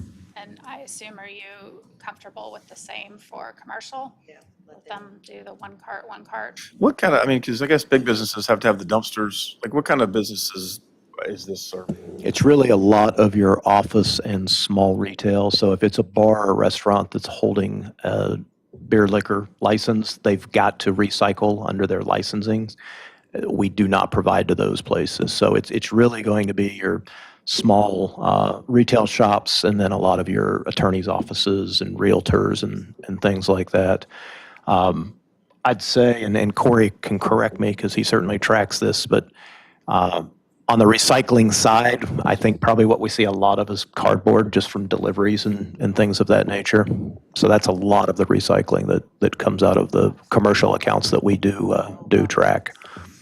Yeah, tomorrow will be trash and recycling collection for the downtown businesses. You can take a ride in the morning and you'll kind of see which ones are using it and what they put out. Guess good cars don't come in plastic either. It's a lot of boxes. I mean, but at this rate increase, I would say that our personal business would probably be looking into an alternative recycling method. We can't get our stuff into 295-gallon bins. Right. I mean, and if we did, it would be so expensive, it probably makes sense to have, like, to group up with our neighbors. Right, right. But I think most of the businesses that I see downtown are probably like that, and it's still weekly for businesses. Yes, yeah, and that's a good point. Theirs would still be weekly in either scenario. They did not propose to go bi-weekly for their recycling. Yeah, because I just don't think they could do it with the volume of cardboard that they have, so. I feel like most businesses would be fine with that. If it is, like, can you look at the cost efficiencies with Limit Downtown area? I think that's worth exploring. Yeah, I mean, I'd like to know the answer. I'm not, two real quick thoughts on that. One, we will be in a position of specifically defining what we mean by downtown area, because as you move out toward Bennett and Ash, you'll start to get some of those small offices and things. Two, it will be interesting what they do come back with, because I mentioned the amount of equipment and stuff that has to be bought. So based on a decrease in the number of accounts being served, you don't have to buy as many bins and cans, but unless you can get to the point that you have one less truck or fewer personnel, you might actually be spreading those costs out across fewer people, and therefore you lose your efficiencies. But they've got all those numbers, so. Okay, well, that definitely helps us. And then if you're interested, Corey can very quickly go through, because this was an interesting exercise. Yeah, so, We're getting a lot of work. Yes, you so did. Have a record of this if you'll, Oh, if yeah, you'll send no, we're it. gonna- Yeah, that'd be great. Definitely send it, yeah. So yes, I did a lot of phone calls, a lot of reaching out to folks and vendors. who are willing to give me prices on short notice on a lot of equipment. Reached out to 3 different vendors on the vehicles, and all 3 were identical on their pricing. So getting the number of vehicles and trucks to service Southern Pines with our current level, you'd be looking at $2.7 million up front just in vehicle cost. Carts, it doesn't matter buying them through GFL or even I reach out to Pinehurst, it's $70 a cart for 95-gallon carts, whether you're buying one of them or you're buying 6,000 of them. So we'd be looking at $1 million up front buying our own carts to provide to all the citizens. Sorry to jump ahead, but what is this, what are the numbers, what's the total number divided by every resident and business divided by 5 years? So we don't have a total number, and part of that is that 4th bullet point there under FY 22-23 capital needs and investments. We don't have enough room to store garbage trucks or to store or to house the crews and the staff that would be needed. So in order to ramp up, we would need to either buy or acquire a new building, a yard, a garage. So those are huge numbers, and we don't know what they would be. So right now, we can't really do that math, but if you look at some of these other numbers, there wasn't any savings. Yeah, with just the number of trucks alone and hiring the staff to run those trucks, we physically don't have the footprint at Public Works to house that many trucks. I mean, those trucks are 30-foot long by 8-foot wide, and That vehicle number is 1 backup truck, correct? 1 backup truck. Again, that 13 new staff, that's training, recruiting them. I mean, you're looking at $750,000 a year annually just in employee cost. That's going to go up each year. And even for our standard public works operations we have now, I mean, aren't y'all always fighting staffing? Yes. And this would be a department that is all CDL drivers. That, I don't know if anyone's kept up with the new federal regulations on CDLs, but that right now is a nightmare trying to get CDL staff. This is just overwhelming. Yeah, I mean, honestly, even if we Yeah, could It's do a it for steep this. startup cost. Yeah. Yeah, the fuel cost alone annually, I mean, we're going to double up the amount of fuel we use now currently a year, just for these trucks to run trash. And then the big thing, if we went this route, you know, there's definitely low confidence in us, getting the vehicles by July, getting the staff trained to provide a quality service to start with. Based on the numbers of what we're paying, so if it's, let's say it's $40 per household, we have 15,000 residents. I'm just doing really quick math. Over 5 years, it's $36 million. These numbers don't look that big when you realize that we're actually paying $36 million for our trash. Not $40. No, but that was our current service. If we kept our current service, it was $40. Oh, Yeah, right, but right. if we take services away, sure, it's Right, cheaper. right. But I mean, I think it's crazy that we are being forced to take all of our services in half, and it's still going to cost us, okay, so it's not 40, it was 22? 26. All right. We'll do I guess, 26. it's not 15, it's by household, not per person. Yeah, it would be, Okay. use All right, 2668 How many times households do we have? 6360 is the number that we used for this year.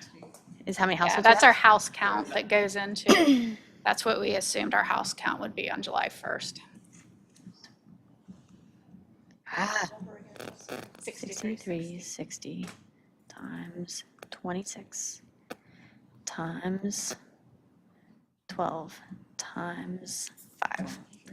Okay, it's looking better. 10 million. It's just shy of $10 million. I know you're doing that over 5 years, I understand the comparison. If you want to do an apples to apples for 5 years. Oh, we need to have personnel annual costs. I know. That's why I would love this to be emailed, because it's Yeah, really no, yeah, hard no, for us to be like throwing up numbers of like, This is all- this is an upfront and this is every year. It's more math than I can do in front of us. Replacing those trucks in 5 years too. Yeah. So that the upfront and amortizing your next purchase. My guess is that somebody's making money on our trash, is all I'm saying. Definitely. Yeah. So if we, for some reason, paid for it, we're taking somebody else's ability to make money out of the equation. I'm not saying that we need to do it now. I'm just saying it is something that's worth us discussing as we start taking all these things away from our citizens. We're taking recycling. We've already taken part of it away. We're taking it away every other week now. You can only have half as much trash. At some point, it makes sense for us to talk about what are the services that we can handle as opposed to paying somebody else a profit to do. One of the, We'll also offer, if you're after as close to apples as you can Yeah. get, I assume, Corey, that like the number of employees and trucks that you've done here are based on a lot of the service levels that we've been talking about. So in order, for instance, to ramp up to going back to weekly recycling, you're going to have maybe, I don't know, an additional truck or some additional personnel Yes. to be able to do that too. So. I also reached out to Pinehurst to speak with them because they do their trash Yeah. in-house, and they're a little bit bigger than us, but somewhat comparable. And they're currently paying anywhere from $2.4 to $2.6 million a year just for their operations. Okay. And of that, they do contract out 2 of their subdivisions, Pine Wild and CCNC, and just those 2 subdivisions, they're paying over $400,000 in contracted services just for those 2 neighborhoods. one of the things that we really want to point out is, yes, I mean, you do start looking, are the numbers kind of similar? Sure.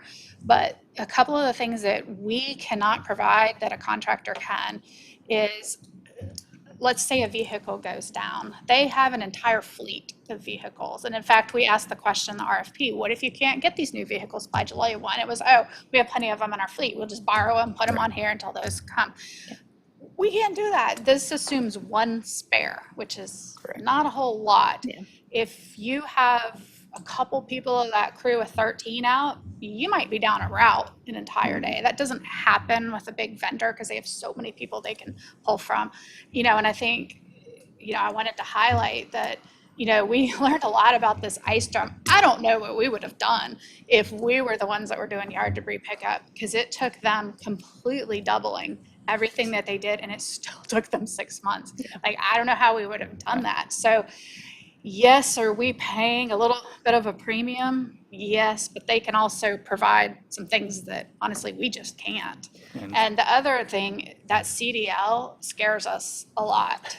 I mean, it already scares us for some of our staff members that we have today, because we do have CDLs, and Corey's one of them.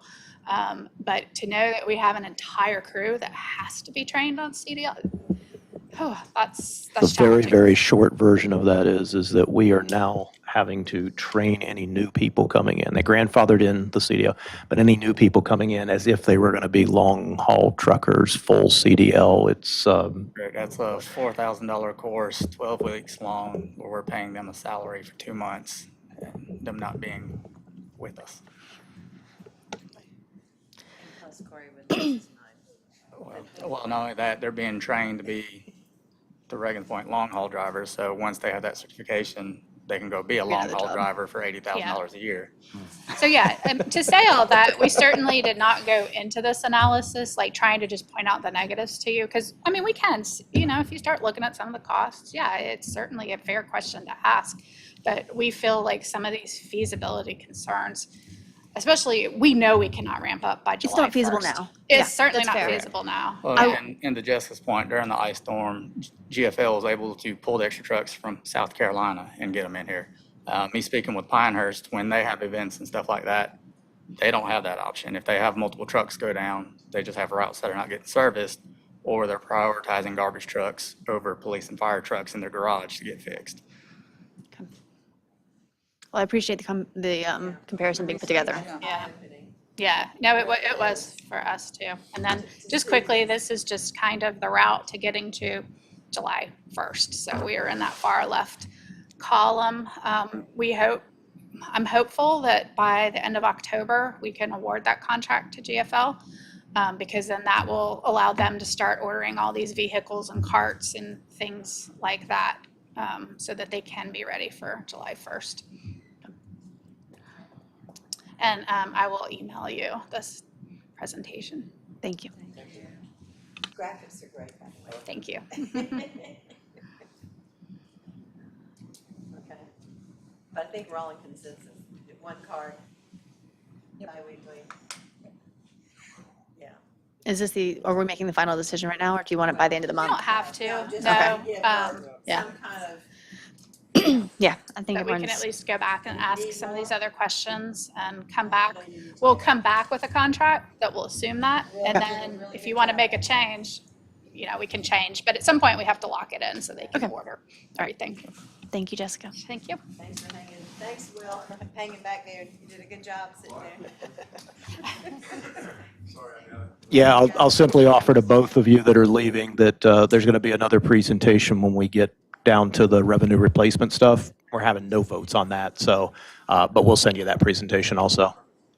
But he's gonna hang for a minute or two. Yeah. So are we? Back to the library. All right. Okay. Library fees, I guess we're having a quick break. Oh, I disagree, but I read it, so first minute I'll know. Oh, what was it? Jeez, okay. Can we keep going? Because he's got to leave. Yeah, no, we Yeah, that's definitely fine. can. We'll just keep going. He already Yeah, knows and and she's read the stuff, so let's. I'll get try to started. make this as quick as possible. What we're actually coming to you with is it's not even necessarily fee increases. These are fee adjustments. And so I'm going to let Amanda explain everything, but I just wanted to make that point early on. Thank you. Thanks, Amanda, for coming. And for Yeah, hanging thanks back for there. having me. I'm excited about some of these Wow. potential changes, so it's good to be able to talk about it. Oh, yeah. Okay, thank you.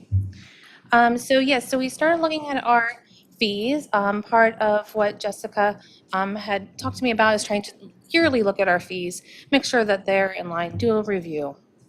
And so we started to look at this as a library staff, and we're like, I think we could clarify things. And I think some of this has been around for a while, and we don't maybe need it. And so we dug into it, and it turned out that was the case in some areas. Under number 1, we made the distinction of live within the town limits of Southern Pines, because we don't know how to determine on a staff basis if someone is permanently, primarily living somewhere, and that just seemed like if we can't do it, we shouldn't have it in there. So we're just going to say if they live within the town limits. And having the town limits on there, that's something we have to explain to a lot of people who come in the library for cards. And so we thought it would be good to have it in the ordinance so we can have that backup. Number 2 stays the same. Number 3, we wanted to add in businesses that are located in Southern Pines, but who perhaps don't own their property. The library has a lot of resources that we would love to share with those businesses, but them not having a card can be a barrier, and also informing some of those relationships that we would love to have with, especially our close neighbors downtown. Does that include just the owner or also employees of that business? We were going to go with just owner. Okay.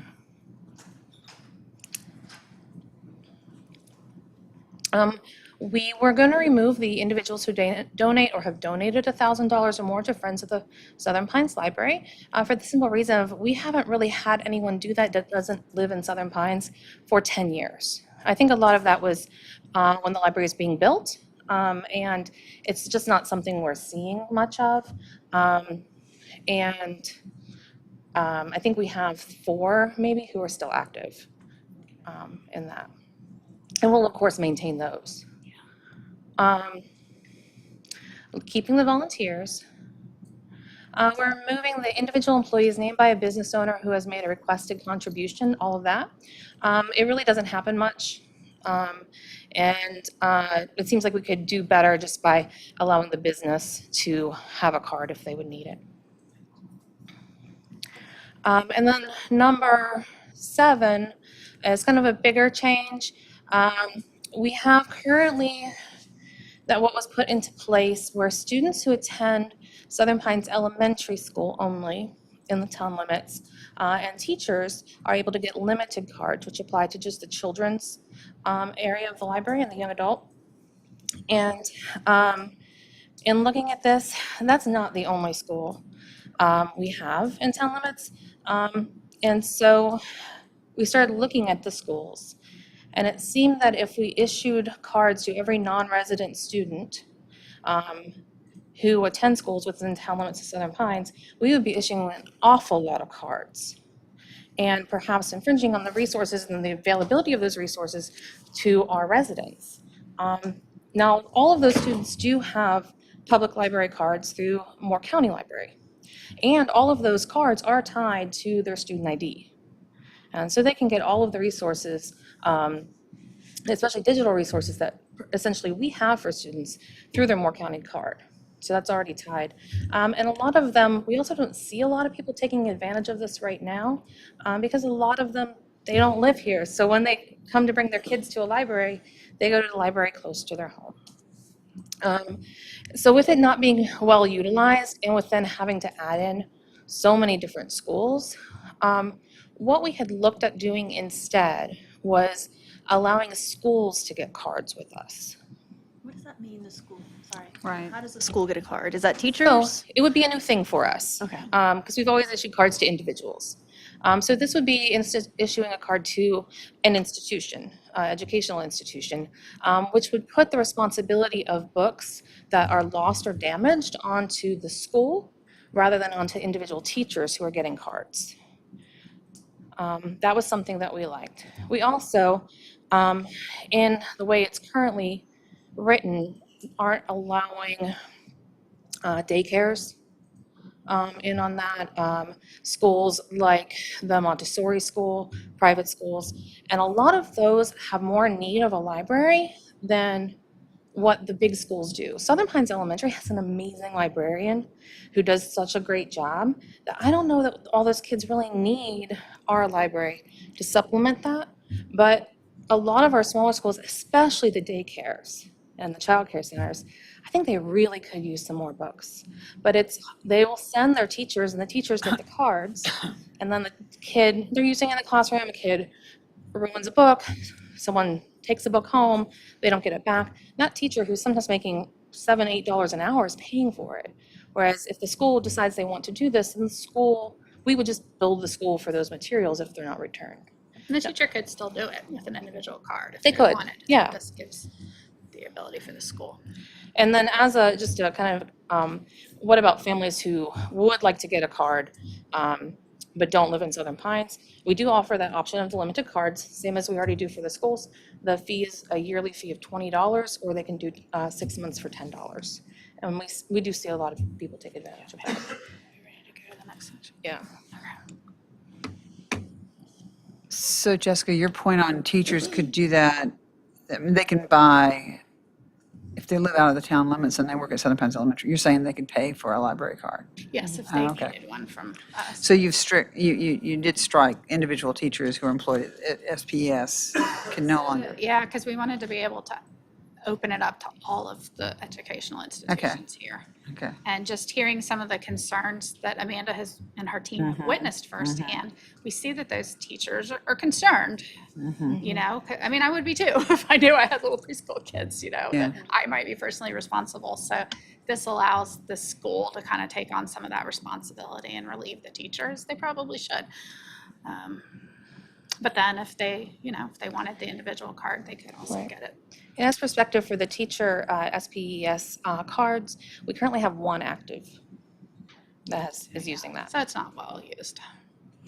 Talk to me about your 7B. Are you going to get there? Can you, the following are entitled to the free mailing of interlibrary loans and reserve cards. You've taken that out. Yes, we did take that out. That is, we don't do cards, mail cards anymore. Okay. We do email or text notifications, so Okay. it didn't seem, or call if someone doesn't have those Okay, options. okay, so that's just archaic. All Yes. right, great. Yeah, sorry, I had forgotten about that part. Okay. And then some of the rest of this is just cleaning up the language. So we had in the schedule below, we had how everything was calculated. And we felt that it was really clunky for someone to actually be able to tell what it is. And so we moved it up into the language under B there. And then in the actual fee schedule, it would just list what that yearly fee is. So the non-resident limited access card yearly fee, in that case, limited access equals what? Is that when it's Limited YA? to children's juvenile YA material and children. YA material, and the digital resources for those collections. I would say that you should put that specification in your, Okay, define it. I think that'd be really important. It's right here, isn't it? It's there, but I can I add would, the I would put it there in your digital. chart. Yeah, we That's what can. I'm saying. This is what everybody's going to look at. Yeah, Yeah, so I would put it, yeah. okay. Yeah, we can do that. And then the last Yeah. part is probably the biggest The part. last one's the biggest one. Well, the very bottom one is just adding our multipurpose room in. It was in the recreation schedule. So we were like, well, let's put that in our schedule because we manage it. These are the same fees And that then- we adopted for recreation. Yes. And then the big one for us is to eliminate overdue materials or fines for overdue materials. This is what's happening in libraries across the country. And there's a lot of reasons for it. You guys received the papers. I think for the amount that we're bringing in for overdue materials a year, I don't think we would notice hardly. No. Jason, what's that number? $10. It says that other libraries are finding other ways to fill that gap. So I saw the options on how other libraries are charging fees for late or not returned materials, not returned or damaged materials. Is that what you are No, we would proposing keep to that replace in the? there. Okay, well, so how do you replace the 4,000? That's, I guess, is I that? don't know that we would be able to replace the 4,000. Oh, I I just thought it think it's said- such a small amount. In some of the articles, they were taught, some libraries were trying to do that. That's what I That's guess. not something I necessarily think that we're going to look to do is replace that 4,000. If it reduces our budget by $4,000, okay.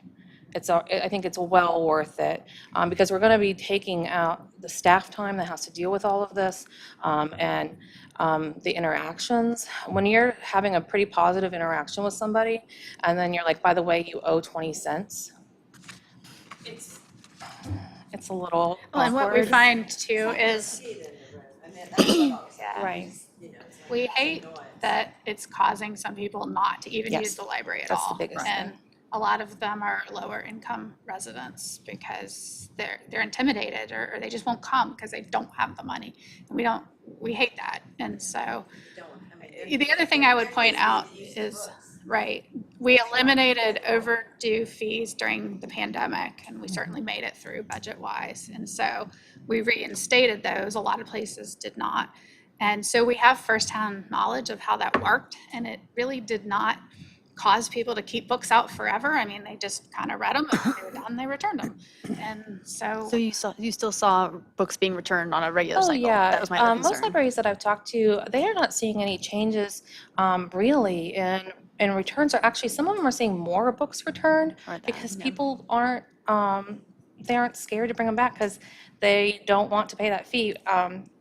Before coming here, I was to Southern Pines. I was a library director in West Virginia, and we did a fine-free week, every year. Every year, yeah. And announced it, everybody knew when it was.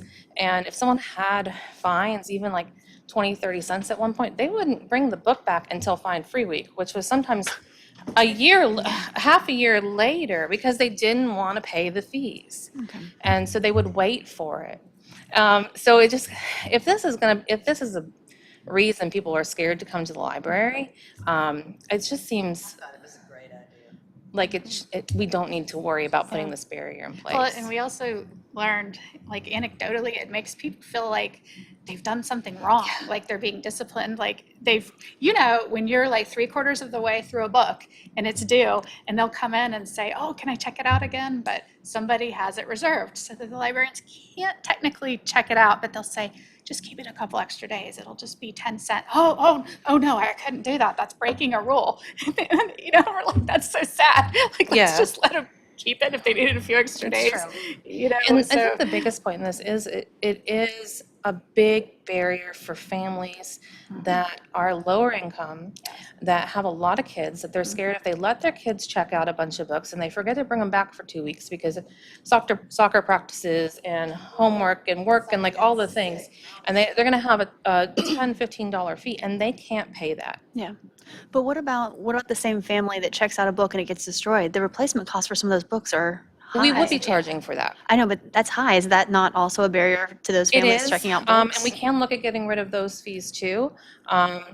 But the, I mean, I'm all for breaking down the barriers of making things accessible, but I do want to make sure it's a public resource that everyone is still able to use.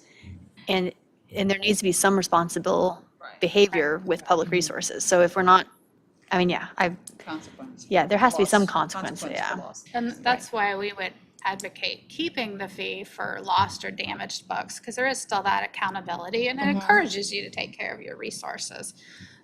But at least now you won't have to stress if you're a little late in returning them. We think that's a nice balance. yeah, and it feels like the fee for a replacement or damage is like a concrete fee of like you borrowed public property, you didn't return it, or you took it to the beach and you threw it in the water, whatever it was. And it feels like the fines are just arbitrary. Like we just said, it cost us 10 cents, it's just 10 cents a day. You know, it doesn't feel like it is based in what is actually impacting us. If that makes sense. Yeah. Do you know how many books in the summer come back? Waterlogged, filled with sand. And they're like, I don't know what happened to it. Pretty good guess. Tide came in. The article said that there were alternate methods for paying off fees. Could we also look at alternate methods for paying off lost or damaged things? Good, yeah. We'll look at payment plans, or we could look at places do all sorts of things. So I could put some research into that. Okay, I think that would be nice. Yeah, we could definitely. Yeah. Say volunteer hours. The bookshop back on the shelf. I mean, anytime I feel like somebody else does them, I'm like, they're in the wrong place. Nobody knows how to do it but the You know, we have librarians. so many people who go back through and try to put them in place, but especially that kids section. It's It's a nightmare finding stuff. Anecdotal information regarding kids who have lost, misplaced books and then have been deterred from ever coming back to the library? So I know that, trying to think of when it was. So we used to charge $1 a day for DVDs. We dropped it to be 10 cents a day, in line with everything else. And the reason for that was we had families who would come in and say, I can't pay this. They Okay. had 3 DVDs, it was a couple days. Right. With the library books, I think sometimes they're not coming to us and saying it necessarily. I think there's some feelings of shame, upset involved in that. What I can tell you is I go through accounts, running reports, looking at things, and accounts that are expired, that were like kids' accounts, the lack of use, they almost always have fines. And it's usually $10, $15, $20 in looking at that. But it's a fine, it's not a replacement. It's not a replacement. no. Okay, great, good. Okay, so you're capturing those kids back in, if we eliminate the fines, we're addressing the problem of particularly lower socioeconomic kids. Yeah, okay, good. Does the Friends of the Library have a program if there was a child who was living in a poverty level and did lose a book? Does the Friends of the Library have any sort of a program that might cover the loss, or is that something They that? don't, but we could talk to them and see if they would want to start like a little scholarship program. Yeah, I don't know if there's any way to track that or not, but I know, having been involved with Friends of the Library before, that might be a Yeah. really nice way for them to do that, or it could even be a Christmas angel forgiveness tree or something that Yeah. it makes sense if somebody's got a replacement thing. Okay, Buy the delinquent out of yeah, right. library jail. A library jail, yeah. Thank you for thinking about the fine, so I agree with you. I think it's really going to be helpful to eliminate those. I agree. And I don't mind that I paid you 60 cents last year. Thank you. Yeah. Yes, I appreciate Amanda's. From us, anything?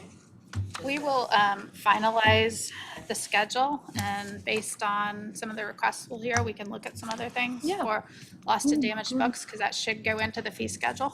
Yes, it should. you know, the issue with the scholarship, quote unquote, with the Friends of the Library, that would be different. So that's a conversation Right. Amanda can have with them. But- Right, and I don't know, and maybe, it may be incredibly difficult to track that too. You don't know whether, you don't know if the book's been destroyed. You just know you haven't seen a child for a long time. I don't know how you track. Well, there's a time frame at which point a book converts from just being out and very Right, overdue right. to lost. And so Right.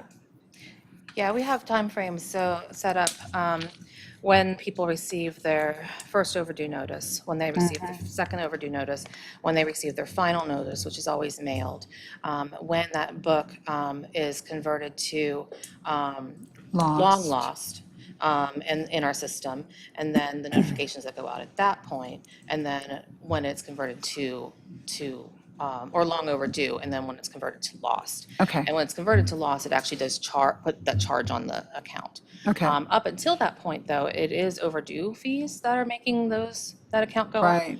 So if But a they- child could still check out a book with an overdue fee hanging, which Well, was if no we longer an issue. eliminate overdue fees, what Right. that does is they don't see those charges on, on their accounts. Right. And so they might be more encouraged to bring that material back. Right, okay, Or at least come talk to us about it.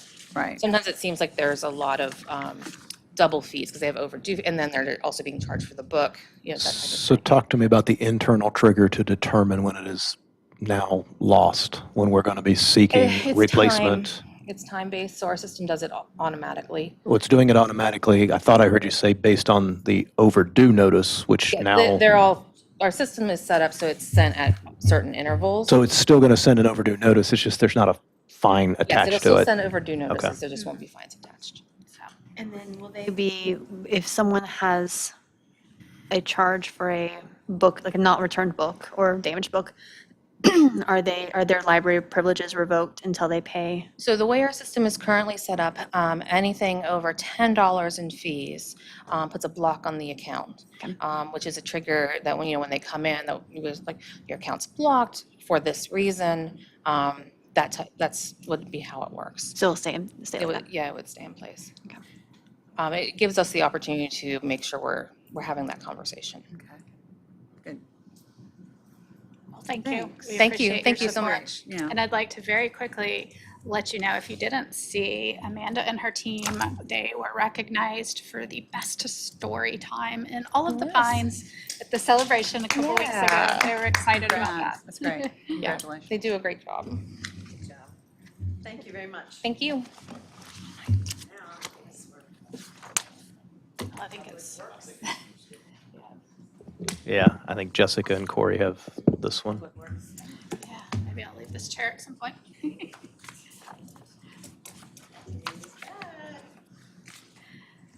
So Reagan had mentioned, this was one of the items that we didn't have background material in the packet for. And that was strategic. Like Amanda's fee schedule, Corey has a very similar one. But his is kind of different. It really does not apply to the general public at large. And if you look in his fee schedule, it has rentals for equipment and repairs and the cost of signs and all kinds of different things. And that fee schedule gets triggered when we are trying to recoup our costs for work that we have had to step in and do. And I'll give you very quickly two examples. One is an ongoing example. Anytime there's a vehicle accident, if it damages a sign, part of our infrastructure, we then bill the insurance companies, and we use that fee schedule to generate that expense, and then they pay us back so that our costs are recouped. Similarly, going back to the yard debris collection, as we were preparing for the US Open, the area around Pine Needles was an area that we had had difficulty getting some pickups for all of the yard debris, and it just looked very unsightly. And Corey had been working and trying to get it caught up, and we didn't have a whole lot of confidence that it was going to get done before the US Open. So Corey sent Archie and his crew out there, and they just did it. And then we turned around and we backcharged GFL for the work that we did. We used our equipment rates and we used our crew rates and things like that. So that's two, real world examples of how we use this fee schedule. So we started down the road of just updating this fee schedule and putting current numbers in it. And then we came, and then we said, yeah, I mean, we could do that, but especially with the cost of materials right now, things are constantly up and down, more like they're up, up, up, and you could adopt it next month, and then 2 months later, it would already be out of date. And that's one option, or we could just simply go the route of saying, we bill our actual expenses plus Corey recommended a 20% like overhead fee for the, having to generate an invoice and send bills. And so really we're here today to let you know that that schedule is out of date. And by using it, the actual numbers in there today, we're not always recouping our actual costs. And we think that's important for these types of jobs.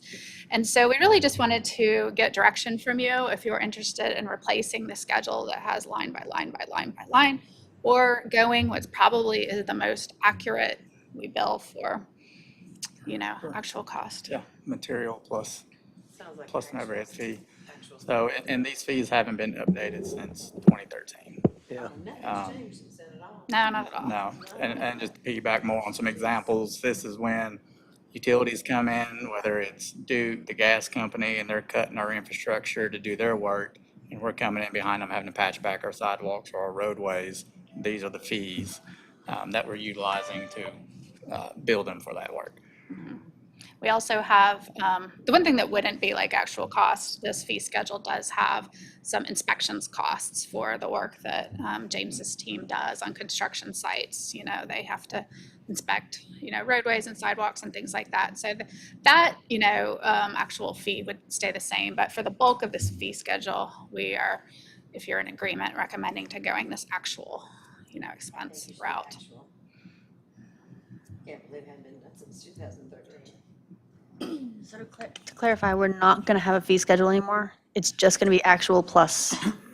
We'll have some There small might be a fees in there. handful of things in there that have to remain, and again, we'll probably, as soon as the agenda meeting, we'll have one in front of you and go through that. I think it makes sense to have something because if someone comes back and has an issue with it, it would be nice to have a record of, where to come from. Yeah. Yeah, well, and that statement would be in the ordinance instead, like, it would say, we bill at our actual cost plus 20%. So that would definitely be in the ordinance, but, like one thing, we have a big inventory, say, of signs. And so Corey knows if he's having to pull a sign from that inventory to go out and replace something, we know what we paid for that. And we can prove that cost versus if he has to go order it in 2 months, it might be higher. And so we ought to, rather than sticking to a static table, we feel like this is the best option for the town. Okay. So we will prepare that then for your agenda meeting. Thank you, Corey. Right. Capital budget revision. You still okay to stay? Okay.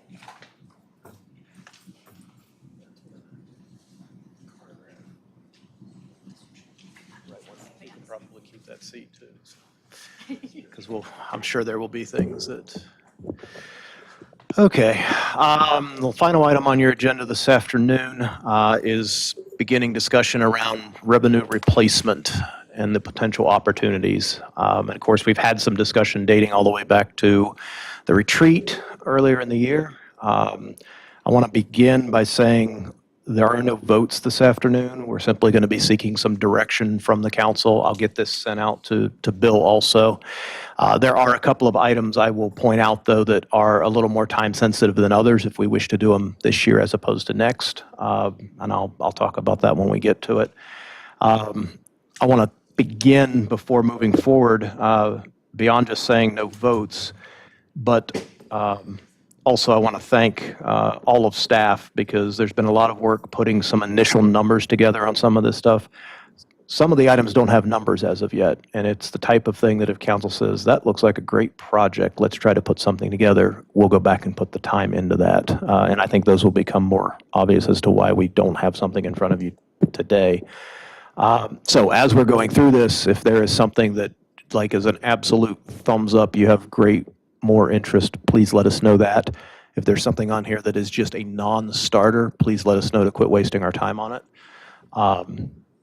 And I want to thank, again, staff. In particular, you're going to see a lot of things on here that specifically James and Corey and Cindy have put some significant time in trying to reach contractors and things just by virtue of the departments that they're in. I should mention Jack also with Buildings and Grounds. So we are in receipt of about $4.67 million in ARPA funds. That number should not come as a surprise or be the first time you've seen it by any stretch of the imagination. You'll recall that just as recently as a couple Tuesdays ago, we did some budget amendments around the ARPA funds. That was along the methodology that Tess and I have been speaking to you about for many months now, in that we are technically spending the ARPA funds on payroll reimbursement per the final rules that were sent down and the general suggestion of the School of Government in the handling of these funds for those organizations that have a figure on the left side of that screen under $10 million. So we took a standard deduction, or that's the term they borrowed from the IRS, I guess, of our full amount of 4.67. We have done a first round of legislation that basically reimbursed us for some payroll expense through the COVID period. And again, in the spring, you will see a much smaller budget amendment that then frees up the remainder of the dollars. When it's all said and done, it will equal $4.67 million. As of the calculations right now, and this is subject to change oh so very slightly, but not by hundreds of thousands of dollars, general government projects or money made available to the available fund balance, as another way of putting it, will come in around $3.92 million. And we'll have about $749,000 added to our retained earnings on the utility side for expenditure. So we've talked about some initial projects around items that were removed from the 22-23 budget back when we were just learning more about this ARPA and what opportunities would be presented.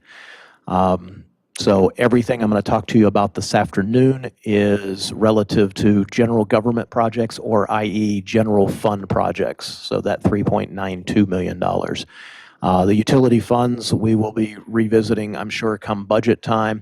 In all likelihood, either something is going to appear in the next 6 months, and or we will look at how those funds can be integrated into our CIP and the monies that we have to generate in order to advance water and sewer projects. Of course, as you're aware, the DOT is moving the transmission line. That's going to be another opportunity. And then we also have been awarded some grant funds separate from these ARPA funds that are around inventory assessment on the water and the sewer side. There will be projects that come out of that. So again, $700,000 will not go terribly far on the utility side, but it will help. Jessica's generally broken down the projects we're about to talk about. Transportation projects, we got about $2.29 million here or so. And that actually may be a larger number now. And then $308,000 in facility projects, and there's a whole lot of to be determined on some potential larger ones. So on the transportation projects, I talked a little bit about time sensitivity. The West New Hampshire Avenue streetscape, this spun out of some appearance commission efforts. And they put this off last year in the name of maybe being able to combine two projects and get more bang for their buck. This is the improvement of a number of items back on New Hampshire Avenue, kind of an addition to all of the Camellia Way and parking lot projects that we did over a couple of years.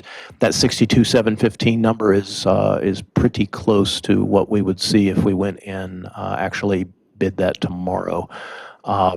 And that is a project that we would have an interest in as long as council's still on board with doing it. We'd like to go ahead and get that budgeted for this coming October, here in a couple weeks, and move it forward simply because it involves a number of plantings that need to be done in a certain window of time. Otherwise, we'll be putting it off for another year. The East New Hampshire right-of-way improvements, all this represents, and our recommendation at this point is simply to move forward with the hardscape project. The town had gone in a number of years back where O'Donnell's Pub is, which of course was the fire station at one time many, many decades ago.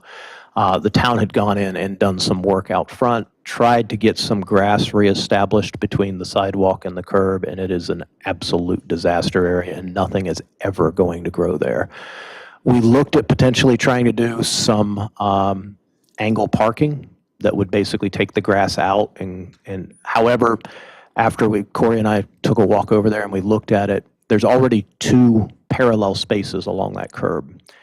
At best, you might squeeze in 2 additional spaces, but in all likelihood, you would only want to do 1 additional space because, in part, all of the parking along that side of New Hampshire is parallel right now. So it would kind of be an oddity to begin with. So net, you'd be picking up 1 additional parking space to the tune of $45,000. That's an awful lot to pay for 1 on-street space.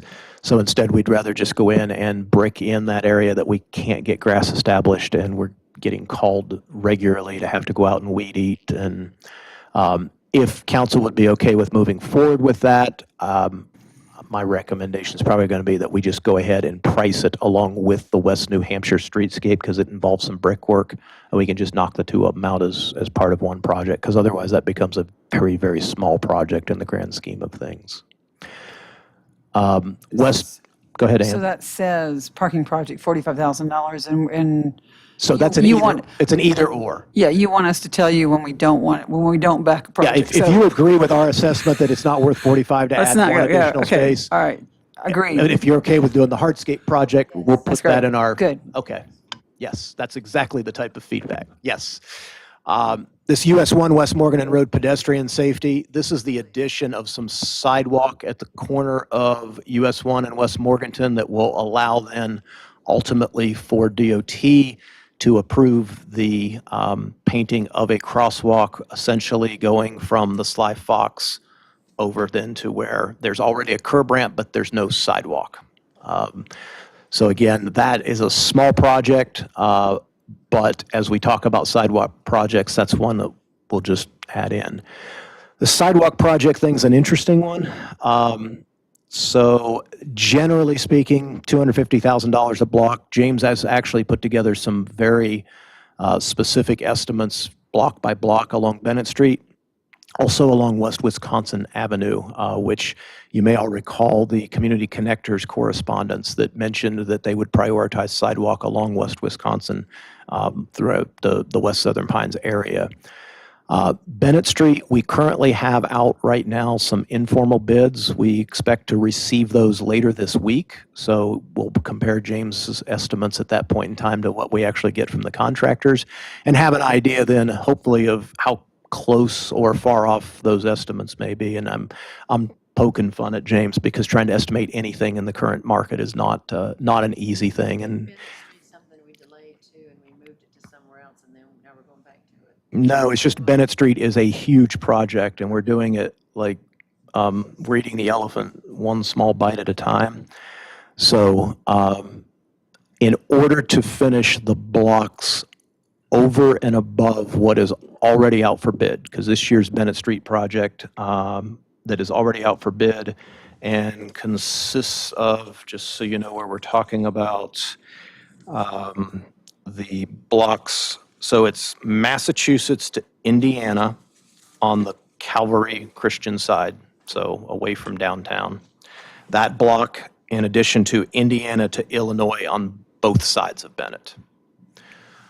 That's what's currently out for bid. So to complete the rest of Bennett and the various blocks that haven't been done, if we did them tomorrow, is estimated at a little over $1 million.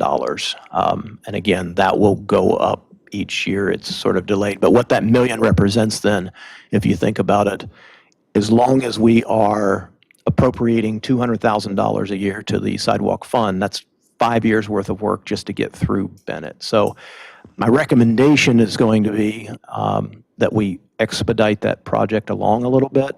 Now, at what level, that's very much open for discussion, and I reserve any final recommendation for when we see how these prices come in later this week. Yes? Talk to me about why we're sidewalking both sides of Bennett. Does So it- Bennett Street has been looked at for both sides, even predating me, because it is essentially a corridor that has become commercial in nature. So Right. much like, I would say much like Broad Street, except the tracks change Broad Street altogether. Right. But if you go to the other side of Pennsylvania, you'll see where there is sidewalk already on Bennett, Right. and one of those done by the town some time ago. So we're kind of focusing on that corridor from Pennsylvania now down to Morganton Road. And a lot of that stuff there obviously has already changed over to offices and different things. And it is a corridor that is walked pretty significantly. Right, no, I agree with that. I wonder if it makes sense to focus all the money on one side of the street. And that is very much worth some conversation, depending on how much of that million we decide to free up. I think Just get a corridor. and Let's just James say is the here. corridor. James is here, but the reason that when I described what is being bid this year, that was all being put together at a time that we had reason to believe ultimately some form or fashion there was going to be a development between New York and, well, it's that same block. We thought we were going to have a developer install a sidewalk. So Okay, that block's now contained in that million. Okay. But yeah, I think if we didn't swallow the entire elephant, if you stay. we on would the- probably want to on the- make sure we were making a connection on one side for as Exactly. long a distance Exactly. as possible. Get it connected Absolutely. from Pennsylvania to Morganton. Absolutely. Absolutely, I Yeah. was gonna point out, once you get to Wisconsin, yeah. right away it goes from 80 feet to 60 feet. Yeah. So Wisconsin to Morganton is only going to be on one side. Is only going to be on one. Side. So let's stay on one side. You're saying that there's just going to be a partial on one side. So on Morganton, from Morganton to Wisconsin, there will only be sidewalk ultimately on one side of the street because Right. it's very right. narrow through I there. understand. And there is some sidewalk from Morganton, like along the ball fields and stuff On there. the So ball it's already field, begun on but that what- side. Why not work toward, yeah, right. We and might it's- work, as example, we might work toward connecting that. Correct. As a first, And get first move. get a safe passage Yeah. all the way from Pennsylvania, a walkable safe passage all the Exactly. way. That's what I Exactly. would definitely advocate. And then on the West Wisconsin, this 1.2 million actually represents one side of the street, which I would argue, based upon what we've done on Carlisle and some other areas, is adequate in those purely residential areas. If you look to go to both sides, it's not quite double that number, but it's 2.1 million to do both sides. Now, I can't, as I'm sitting here, tell you which side. I was going to ask, that was going to be my Yeah, question, right? that's going to take a little more engineering, but again, that's an estimate figure. Again, I'd love to that's a go- lot to swallow right off the I bat. don't have but- that picture in my mind's eye, so I'd love to go look But at it's that. it's worth looking at, Yeah. putting in a block or two, potentially on the front end. I mean, with Community Connectors, was the recommendation based on a connectivity with other, a connectivity within that area? Is there a side that they, I don't think they had a Indicated they prefer. particular side in mind, and that's something that we would want to go out in the field and in part probably determine. I don't think we're going to run into significant issues on that stretch relative to like a need for a retaining wall or something. Sometimes you'll run into that in some Right. areas. I don't think that's an issue. We will want to take a look at the right-of-ways and see where utility poles exist already and Okay. how many front yards already come out versus maybe being able to clean up an undeveloped lot, or right? there may be advantages to one side of the street versus the other. And that was not, So that wasn't specified in the it request? was not specified in Okay. what they forwarded. Okay. Probably the west side, So do you have a feel for that? yeah. Going up the west side of West Wisconsin might be a little more feasible considering the homes east. So on this particular slide, these were all, with the exception of one, projects that were in the original budget discussion that got removed in the process of getting to balanced. And then again, once we learned about ARPA and what it looked like at that point in time, was going to be allowed or not allowed to be used.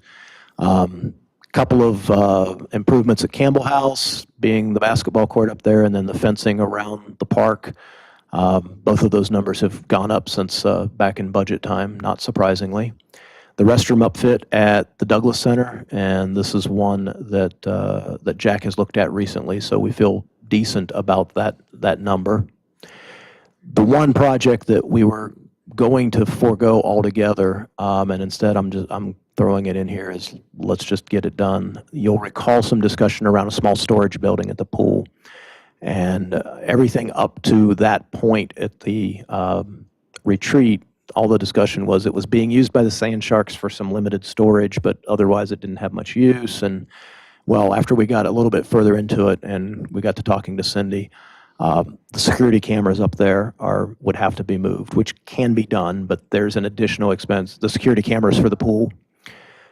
And there's also, as it happens, in the bottom of that building is a main drainage basin deal that if we remove the building, we're going to have to do something from a public safety standpoint. So it may very well be worthwhile just to put some money into it and put a roof back on that building, because it's more than just demoing it at this point. We've got some other things to have to do, and you can never have enough storage. I will say also that based on the usage at the pool, and the numbers were really good this past summer, again, the having some storage out there may not be a bad thing if there's going to be some more money go into that pool, and we'll talk about that in a moment.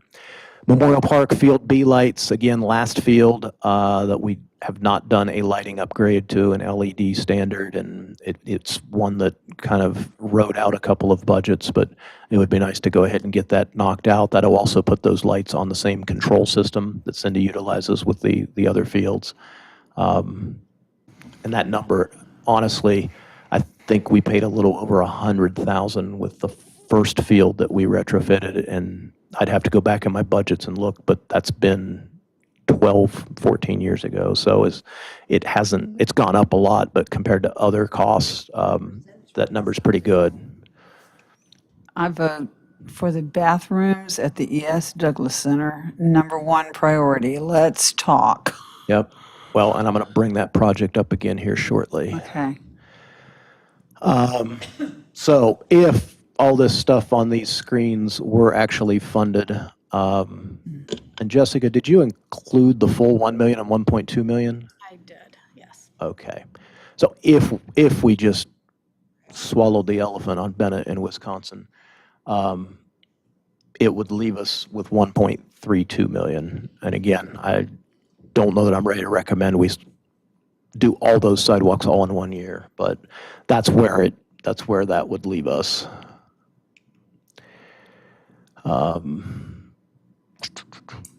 And the reason I don't know if I want to swallow it all is we're going to talk a little bit about other ideas floating around out there and what we might be looking at. So at the very least, I'm about to talk about $4.2 million plus in transportation things, another $2.2 million plus in facilities. There's one public safety item, and I'm going to throw another one out that isn't on this slide yet, and then some other ideas. I should mention also that all the stuff that we're seeing on these slides, while this is about the revenue replacement, we are going to continue to budget, continue to bring revenues in each year, continue to have capital items that we don't necessarily use these funds for.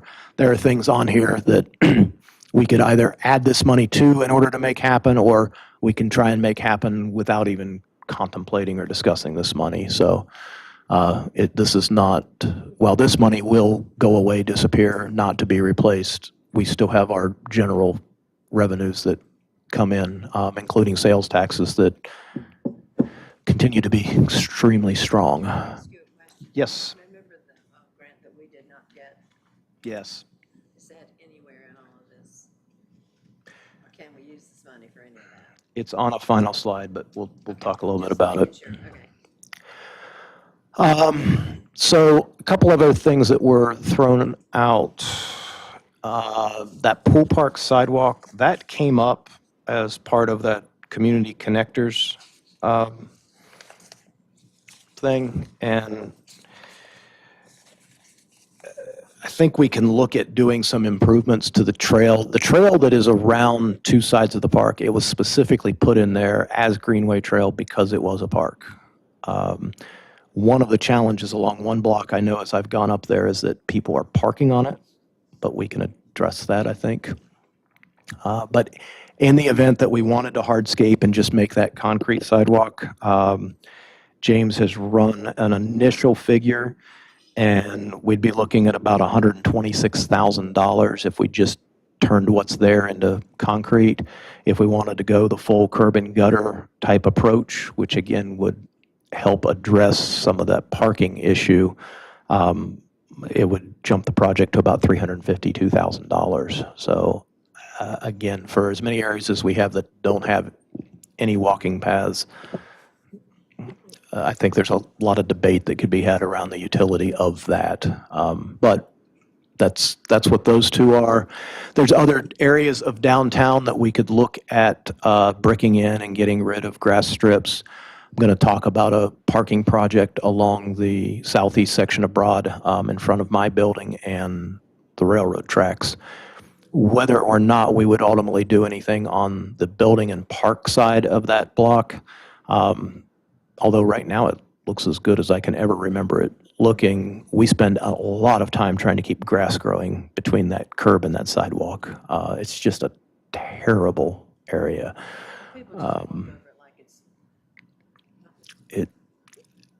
Grass is tough to keep on those strips because people are getting in and out of cars, and along that block in particular, there's a lot of shade with those big magnolias and things. So even establishing grass isn't always the easiest.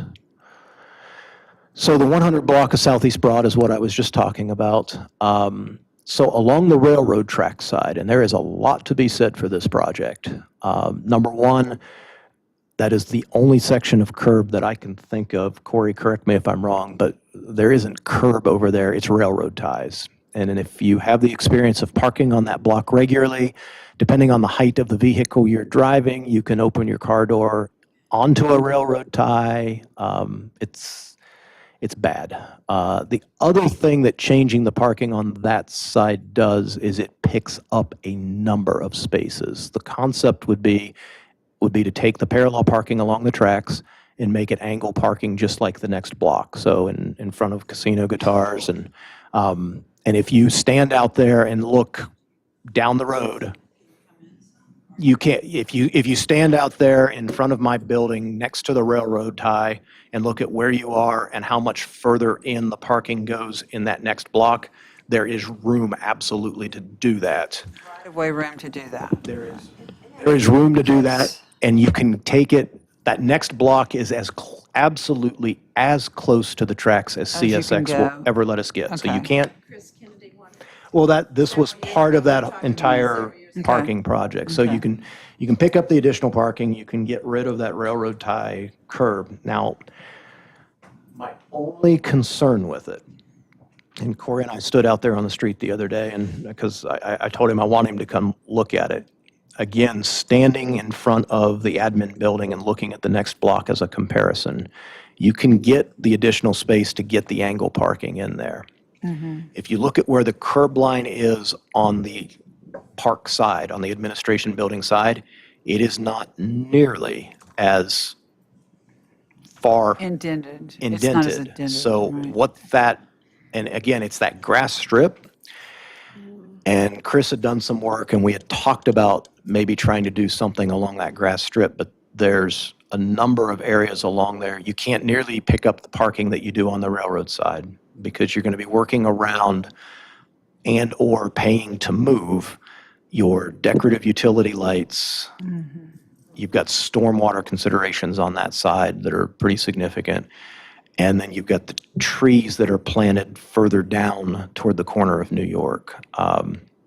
So there's not a lot of benefit for the $100,000 other than getting yourself out of that grass strip, with the exception, if you move to the angle parking on the railroad track side, and you inevitably get the extend-a-cab pickup trucks that park in these areas, you're going to get the traffic calming that we've gotten on New York, which I think has been a real positive around the park. But the concern becomes you're going to knock it down to a single lane, which is fine. The concern will become, is there enough space in there to do your normal parallel parking movement for the admin side, Right. and then for backing out of those angle spaces. So if I pull my extended cab pickup truck I in understand. here Right. and somebody else comes along and parks in the parallel, do What if you you? get rid of the parallel? That's what I was going to say too, just Well, open it. What we stood out there and looked at was, Parallel parking? was Get rid of the parking on the right side? So it's just open to the park. It'd be a pretty cool way to drive into town. I mean, you'd lose how many spots that way? you would lose a great number of the spots you'd be picking up by putting the About angle 12 in. there, We'd have to go back and count. count. That's what, because generally speaking, you double up by doing the angle. So it might be a wash. You weren't going for a wash, were you? Wait, why is it, I know, I understand. you get 2 spots parallel for every one you get, sorry, 2 spots diagonal Angle for for every one you every get parallel? How's it a wash? You double, if you take. We're doubling on the left. Everything on the, I'm saying if you got rid of the Yeah, we're also getting parallel. parallel on the left, sorry. Yeah, My brain stopped working for a minute, don't worry. yeah, and it might be a little less than a wash because that 2-to-1 is, it's, it's in a vacuum. It's in a very clean area that you get 2-to-1. What if we just redo the curb on the left? Instead of railroad ties, we just have a normal curb? We're not gonna get more parking, but we're also not gonna, I don't want the street to become so thin that it's dangerous, yeah. And it may not. I'm just saying it's something to go out there and eyeball. And I understand what you're saying about the traffic slowing on New York, but it's also, I mean, I creep through there because there are kids running in and out of cars and vans and mamas unpacked. It's so scary. But that's why I'm and you glad can't it's slowed see. traffic. Yeah, you can't see and it's really dangerous. Yeah, and then a kid runs out from a van on one side and you're unpacking. Well, and it's, oh. That's exactly the scenario I'm talking about when I say it's good that it has slowed traffic. Well, Because it's a great Because scenario before until a that kid gets here. change, Oh and my when the God. park started getting more use after the new equipment went in and stuff, it was, yeah. Wow, it's scary. It's scary. And I almost feel like you should make it one way. you almost should make it one way. I mean, I would agree second with that, or I would third that. because I know, you don't want it to happen, but it's, You're trying to pull into a space that somebody else can come, you can't really pass. The only thing I will,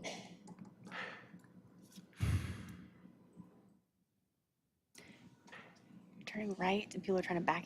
you've got to look at the traffic pattern downtown, and it's one of those, it's very easy to say, make it one way, other than you do pick up the speeds again, and those kids are still going to be darting out from the cars. And then there's the unintended consequence of where does the traffic that's going the direction you don't choose get reallocated to? Yeah. And I don't have an immediate answer to that, but those are when you start talking about one-way streets, you rarely ever go into a downtown where it's one way for only one block and it doesn't end up being one way on the next block. And They're not, yeah. so, Sounds like a good idea, but it's really not. but anyhow, I think there's a lot of utility in the track side. That'd be great. I want to make sure That would be it great. It would be works. great to do angled parking there, but I also am not adverse to just eliminating the parking on the other side and kind of opening up the park and. Yeah, I guess you all get more information on that, the 100 block of Southeast Broad. And Okay. like some options and what's feasible and how it would look, Okay. or how much it narrows the street. It could be just stunning, though, if it was just, it could be stunning if the park was And then just there's open. any other number of potential downtown parking projects, some of which are probably contained in that thing. We did a lot of what we called at the time paint projects, where we could go in and just create spaces. But, I mean, there are other construction projects that could be contemplated. Were you gonna say that on the park, we could actually take out some of the green space in between the trees and lights and put some diagonal parking? That's one option, yeah. Yeah, I mean, I'd like to see what it looks like, I guess. Okay. Yeah. Another project I don't have up here, but it involved some angle parking on Pennsylvania along the park side. So again, where there's a grass strip along there, although there's some Salter trees grass and strip things problem. there, and yeah. Salter grass, yeah. The grass on that side is less of a problem. It has to be maintained, but we haven't had the difficulty with actually growing it and keeping it. Which side of Pennsylvania, south or north? The building side, the admin park side. Yeah. Yeah, and then that's another conversation altogether. So, you may have recalled the connectors had mentioned extending the decorative lighting and stuff up through West Southern Pines on Pennsylvania. And so Corey, that's a plus. Corey's done some great work working with Duke Energy, working with Spectrum. Unfortunately, we've not heard back from CenturyLink, but past projects of this nature tells me that their number's going to look very similar to Spectrum's, which is going to be probably another $125,000 on top of that. Another item in that plus is that Duke Energy has let us know that in the process of undergrounding, they'll have to tie back in all of the homes and businesses along that route. That would be at the town's expense, getting a private electrical contractor. We've run just a very, very rough number, about $75,000 on that. It's just To bury the lines into West Southern Pines, is that what you're saying? to bury the lines into West Southern Pines, put the decorative streetlights in. Right, The other okay. thing not contained in that number is if you then moved to the decorative poles for the couple of Right. traffic lights, those are $125 a piece right now. So it's the type of project that if ultimately, there's been talk through the years of coming up with I'll call it a complete streets concept, but basically a plan for that corridor that would take the center lane and, put a median or something in there and basically get rid of the free-for-all freeway that it is right now. That's particularly possible now since you don't have the big, long stacking lane to go to the primary school that existed for many, many years.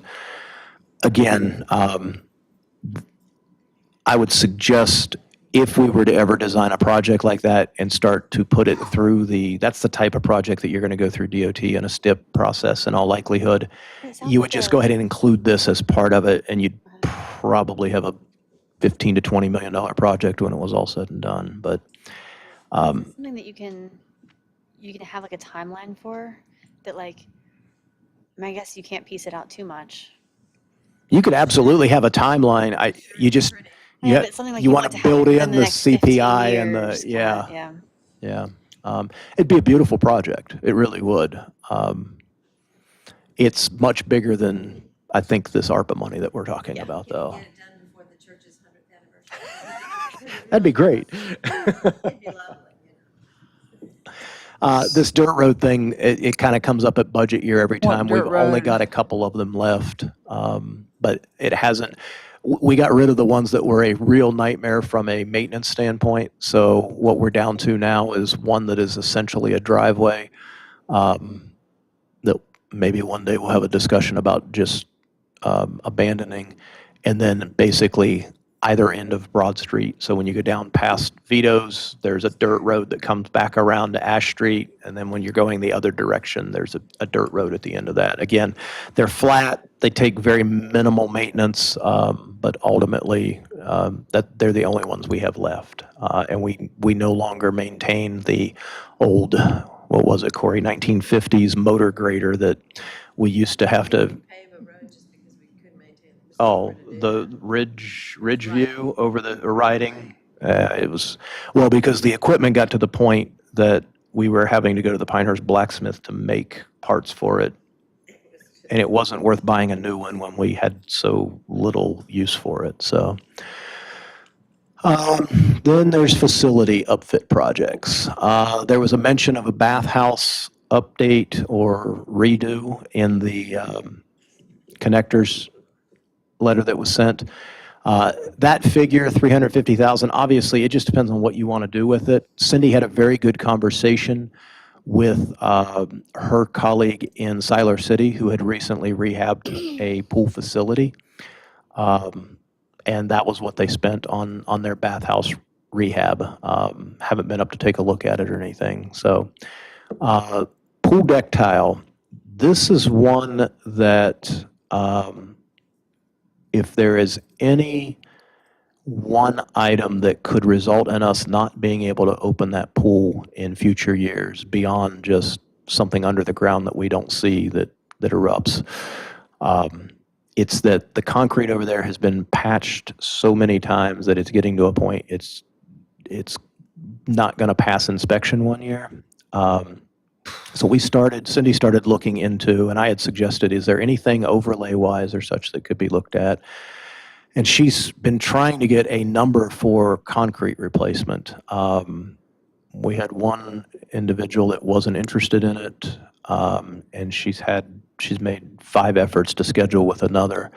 One of the concerns over there with breaking out the concrete that's there and then replacing it is, again, everything that's under the ground and just the act of breaking it out. She did come across a contractor who, again, was part of the Siler City rehab that does a deck tile product that goes in over top of uneven concrete. So I'd like to get up to Siler City and take a look at it. I think she sent some pictures of it too. I may be able to get out to all of you, but that product, it could actually be put in where we currently have concrete over there for about I think it was $85,000 or $89,000. This 124 actually covers both the busted up and challenging concrete areas and that grass area that's over there that, I don't know, it doesn't make a lot of sense, and some of the grass area around the fencing that can be a maintenance challenge and stuff. So this would basically deck in or tile in the areas that are either of immediate concern because of the concrete and I w- I w- Doing something, the artistic version of basketball? that was a project that was brought to you. It was not a meeting I was at, by an individual that Right, but it- was interested in doing it, and we've not heard anything back. It faded, yeah. I'm concerned about, I mean, I don't know the product, and I, too, would be interested in seeing Yeah. what's going on at Siler City, but I really don't want to spend money on putting a Band-Aid on a hemorrhage. And if what we need to do is confront the concrete and the Well, the possible disaster beneath it and start again, then Well, that's when we get into a more serious discussion of, do we get out of the pool business altogether, or do we put and I hope not. millions of dollars into a pool? I hope that we don't get out of it, and I think that, I think it's pretty important. I think it's really important. But I also am interested in, I don't know, watch the Pinecrest track debacle, where, they were just going to seal on top, and now nobody can use the track, and there's not enough money to do it Right. right. So I just worry about that. I think because everybody always gets the lowest bid. And years and years and years of lowest bids. Well, That pool's got, it needs a facelift. it's well beyond its Yeah. expected lifetime. I know somebody who, yeah, I know that discussion. So as much as I would like to see that updated, and as much as I'm a believer in having access to a pool, and as much as I like that location, that worries me, just putting that out there. No, again, I've been holding my breath for 17 years waiting to get the call that it failed That we're- somewhere. That Yeah, that it's shutting and down. that's- And maybe you do want a bandage on a hemorrhage. I mean, maybe you do, and you get another 5 years out of it because of that. I don't know. It seems like, My only fear is, again, the reason I bring it up is that literally is the one item over there that any given spring, all right, I mean, we do what we can, but it looks a little worse every year. And any Right. given spring, the health department might say that's enough. I understand, right. So library restrooms, I said I would come back to the DCC. This is one that, On the splash pad surface real fast. yeah, oh, I'm sorry, I did skip over that. So this again was one that kind of came through the community connectors, and Cindy got a number on, there's I guess a plush, I forget what she called it, a cushion type of surface So that it's you a can put cushion on surface those. if a kid takes a hit. Yeah, and again, the pad over there has got a rougher surface on it, so that it's not just slippery. I don't know that Cindy was entirely sold on the value of this, and it's one of those types of things that may not have a extremely long life cycle, but we wanted to get the number at least for continued conversation with the connectors. That is not a recommendation at this point in time, but that is the number, just to kind of throw a surface on what we have over there. So it's not deteriorating, it would be an update, like an upgrade. It would literally be to put something I was over afraid it was top of the deteriorating. concrete. I feel like No. the splash pad didn't go in that long ago. No. Okay, thank you. So the library restroom number you've seen before, we think this is probably a little bit high to do everything over there. There are some things that need to be done though, or at least should be done relative to ADA accessibility, stalls, toilet fixtures. I mean, this figure was to replace the floors, do the whole deal, and nothing's been done there since it opened 30 years ago. But nothing's been done at the Douglas Center a whole lot longer than that. Well, that's actually not the case here. Well, So I know, we've replaced a lot. yeah, we do The keep reason the Douglas Center is the number that it is we have replaced most everything Right. over there. But, yeah, well, that certainly is Center has new floors, an which is a big improvement. part of, And Douglas Center gets a lot of use. It's a little bit different animal than the Yeah, library, though. The Douglas Center is, So again, we would like to be able, if we're going to move forward with the Douglas Center, to maybe bid the two at the same time to try to get more contractors interested. And now again, I think that can be done for a lot less than 130, and it may be that there are aspects of it that don't get done.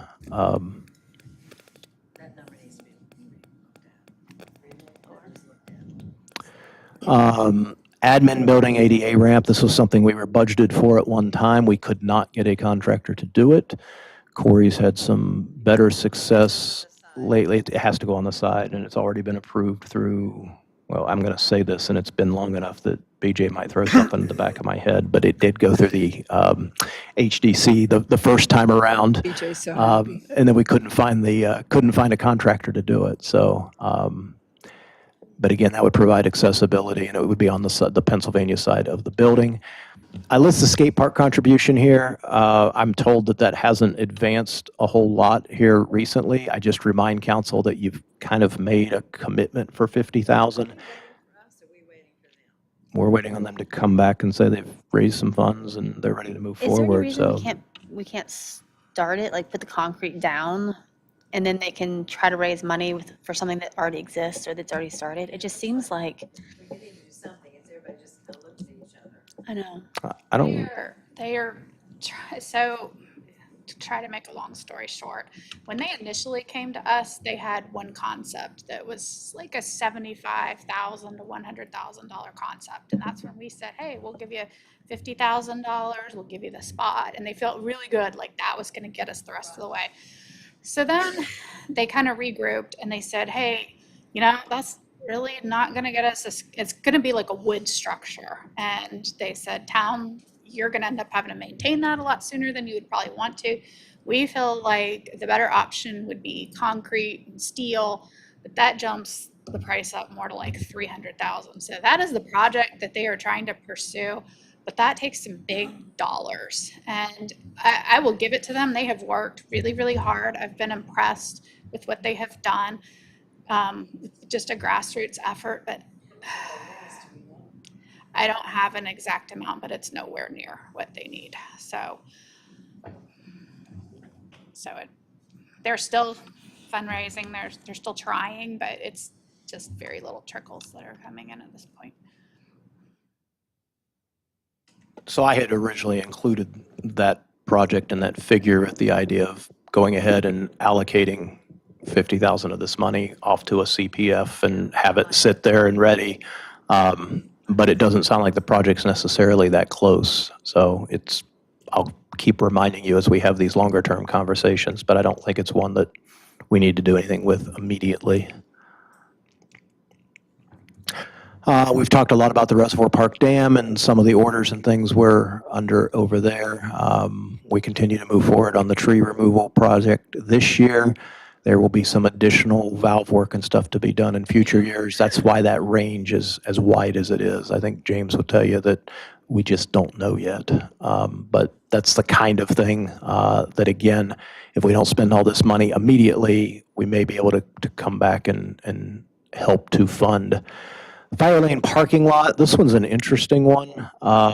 This is the property that the town picked up a few years back from U.S. Forestry over by the soccer fields. And it would allow us to go in and create some additional parking on that side of Morganton Road and near the soccer fields. It's probably going to be a very worthwhile and eventually potentially necessary project in that if we continue to move forward with the YMCA, there's going to be a change in some of the parking on that side of Morganton Road. And just clearly, the more parking we can get next to the fields and not having to cross Morganton Road is a plus. So that is a project that, whether it's part of discussion of this, because again, it's a huge number with what we're talking about, or whether we look at any proceeds that may or may not come relative to the DFI project along Morganton, because that entire area changing could very well reduce the parking on one side of the road. It may be worthwhile to use some of those funds toward getting this parking lot done over near the soccer field. So, but point being, it's a good-sized project. It's one that could certainly use some funds along these lines. The stream bank capital reserve replacement, you may recall we took significant money out of our capital reserve in order to advance the stream bank stabilization project down behind this building and the fire station. That was just in hopes of being able to get some money back into the capital reserve, because right now it's got about $8,000 in it. When all is said and done, assuming we don't spend $3.9 million, at some point next spring when we're talking about budget, I'm going to recommend that whatever is sort of left and not committed in these funds be moved into that capital reserve, and then we'll continue to track it from there. I'm less concerned about doing that immediately, but I just throw it up there because you've seen it on a previous list. The Whitehall connection to water, that would be part of the 700,000, and honestly, it's a small number. And until such time that we finish up the Whitehall master plan and determine what's really going to be needed out there in the way of utilities, I'm not ready to commit to that number, and I'm not asking for it at this point in time either, because depending on what you do with the spaces out there, it may require one size of line versus another size. So. Some additional landscaping or cleanup at the E.S. Douglas Center. I know Corey recently put a number on this. Optimus Field fencing. This is a project that came up 3-4 years ago, and it just keeps going up in price. It's more just that it's chain link fence that doesn't look great and doesn't meet any of our codes relative to the fact that it's just metal chain link and it's not plated green or black or something. That's the number on it to replace it today. Jessica and I talked about this earlier today, and it may be something that we might want to look at some landscaping or planting materials or something to soften it. But it's just one of those things that a council person at the time had brought it up, and we were in the process of replacing some fencing in other areas and things, and it doesn't look the best.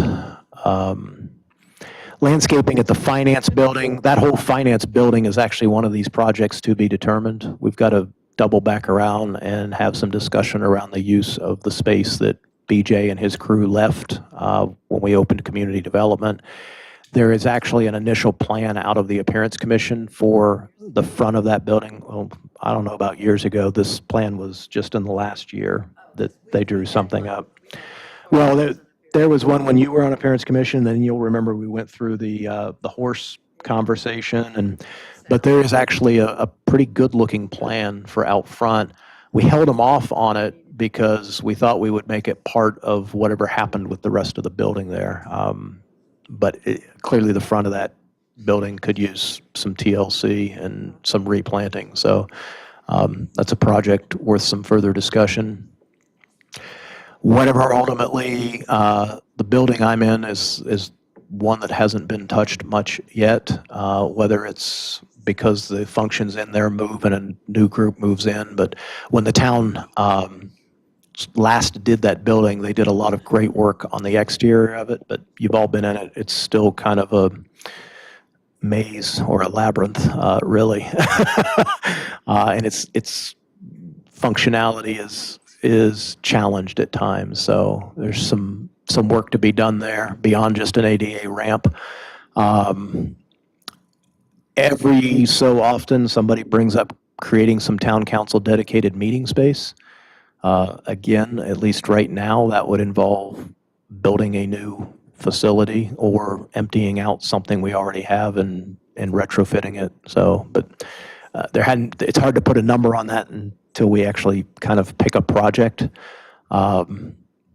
And then you've got the house in the park out at Whitehall, not knowing something's going to come out of that study. It's going to cost something. We'll be having discussions, I'm sure, around.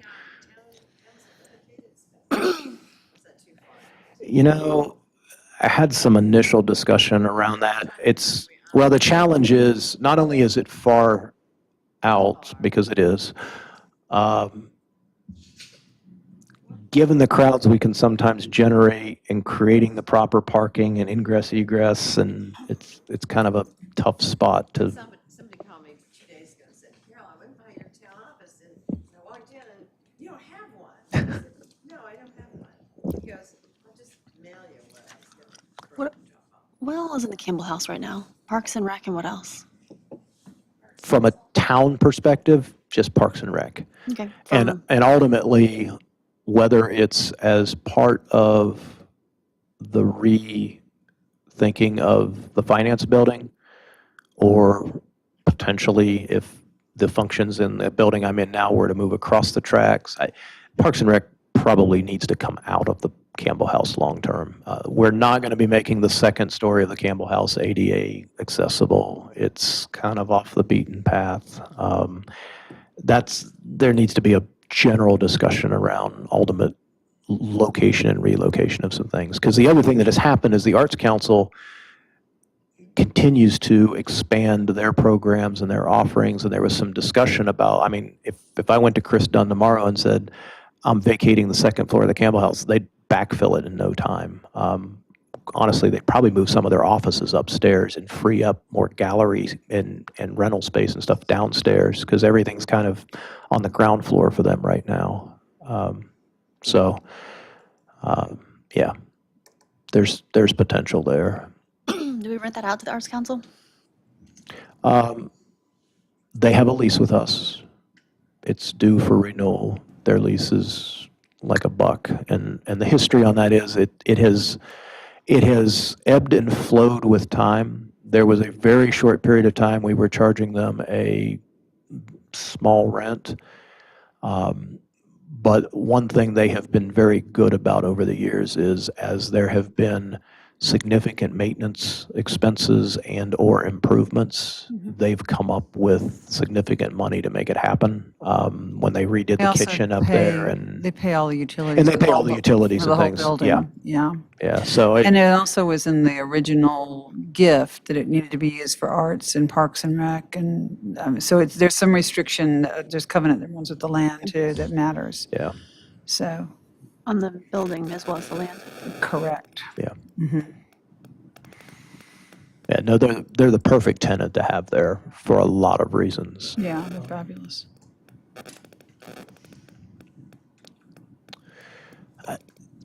This fire brush truck, Mike, I know, is sitting in the back corner.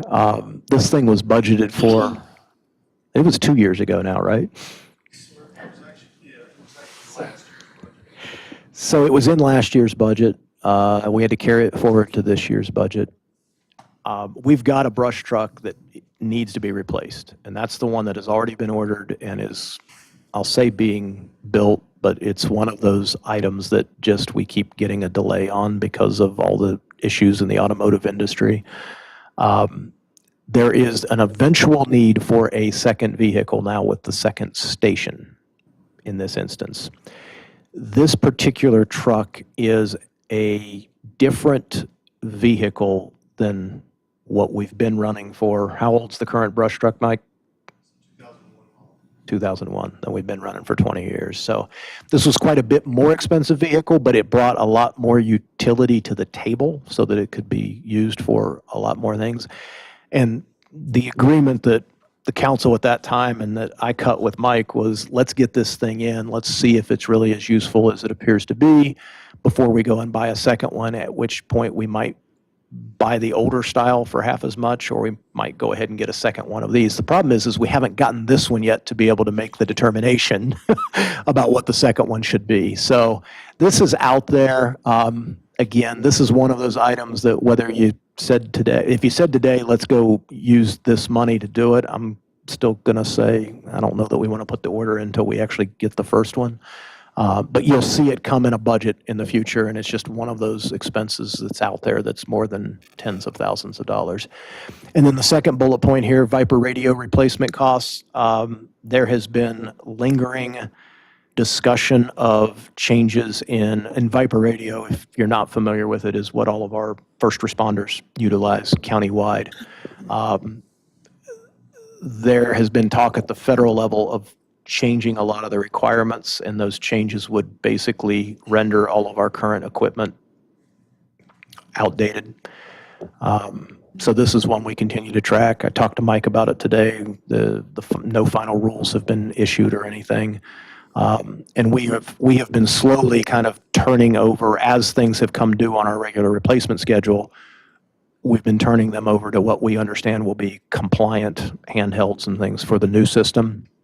But if that change were to come down, and or there might be a value in, once things are finalized, just going ahead and switching out all at one time. So again, no number on that at this point, but it's a large expense that's out there. And then just utility projects, I already just kind of addressed how we're going to approach that. If there's anything else, and I can't think of anything offhand, but I'm sure there is something else that was in that letter from the community connectors that we haven't stuck a price on already. Those are out there. The mayor brought up the housing rehab program. I'm aware that Habitat has stepped in and extended their program, and they've been able to help a number of the people that actually were applicants at the time. We also had an announcement come down, Rachel caught, of an opening of a second round of that funding. However, we're not going to be eligible to apply for it. And she and I are going to take a look at, and a lot of that eligibility is around, you may recall, if you were sitting here, we had to go through a whole process of naming a housing selection committee and holding some public hearings ahead of the application. And so when they released this one with a very short notice that it's due by the end of the month, yeah. We didn't have notice before. It turns out that all of those hearings and things that we held are only good for a 12-month period.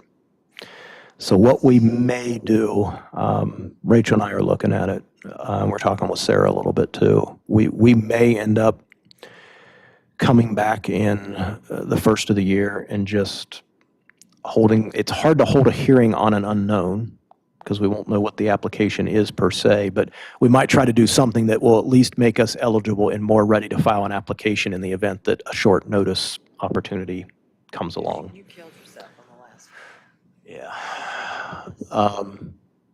So again, if you wanted to utilize some of this money and go to Habitat and say, we'd like to augment whatever it is you're currently doing, they certainly have a program that is successful and does some things. But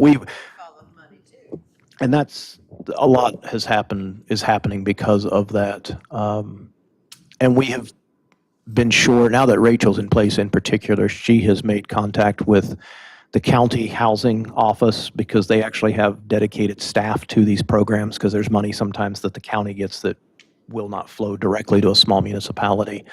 And I know we've had a few people come in through the office even recently, because the county has gotten a successful grant to do, I think, up to 10 units, 10 houses. And I know a few people from West Southern Pines have taken applications to try to get in on that. So there's still activity around that, still keeping an eye on available programs. And then if any particular projects come out of our CLRP effort, those are other things that, I can't put a number on because I don't even know what the project is yet. But again, there's going to end up in the end being far more need than 3.9 million. But I think there's some immediate opportunities in front of us. So next step, if everybody's kind of online with the BRIC and the Appearance Commission project, essentially we'll take kind of some of the feedback we heard today, and we'll probably have some budget amendments in front of you as early as in a couple weeks in October to start to advance some of these projects. I think there's a few we heard to try and shore up some information on and such.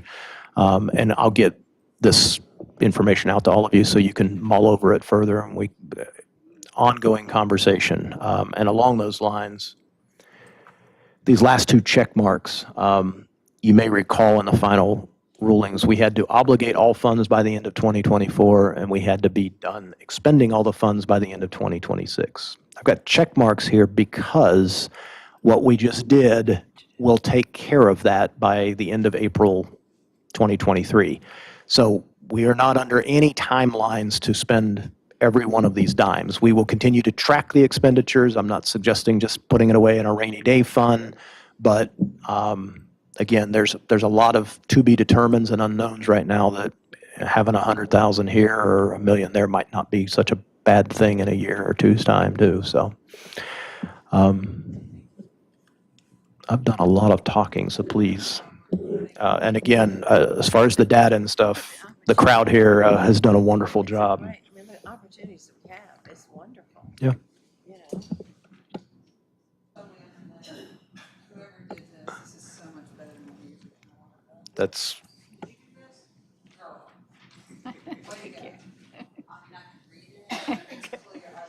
Thank you. I'm glad, I appreciate it.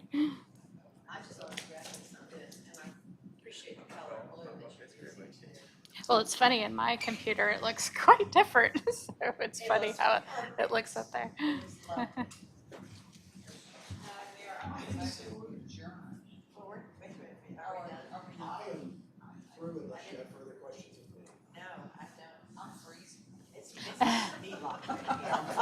I'm freezing.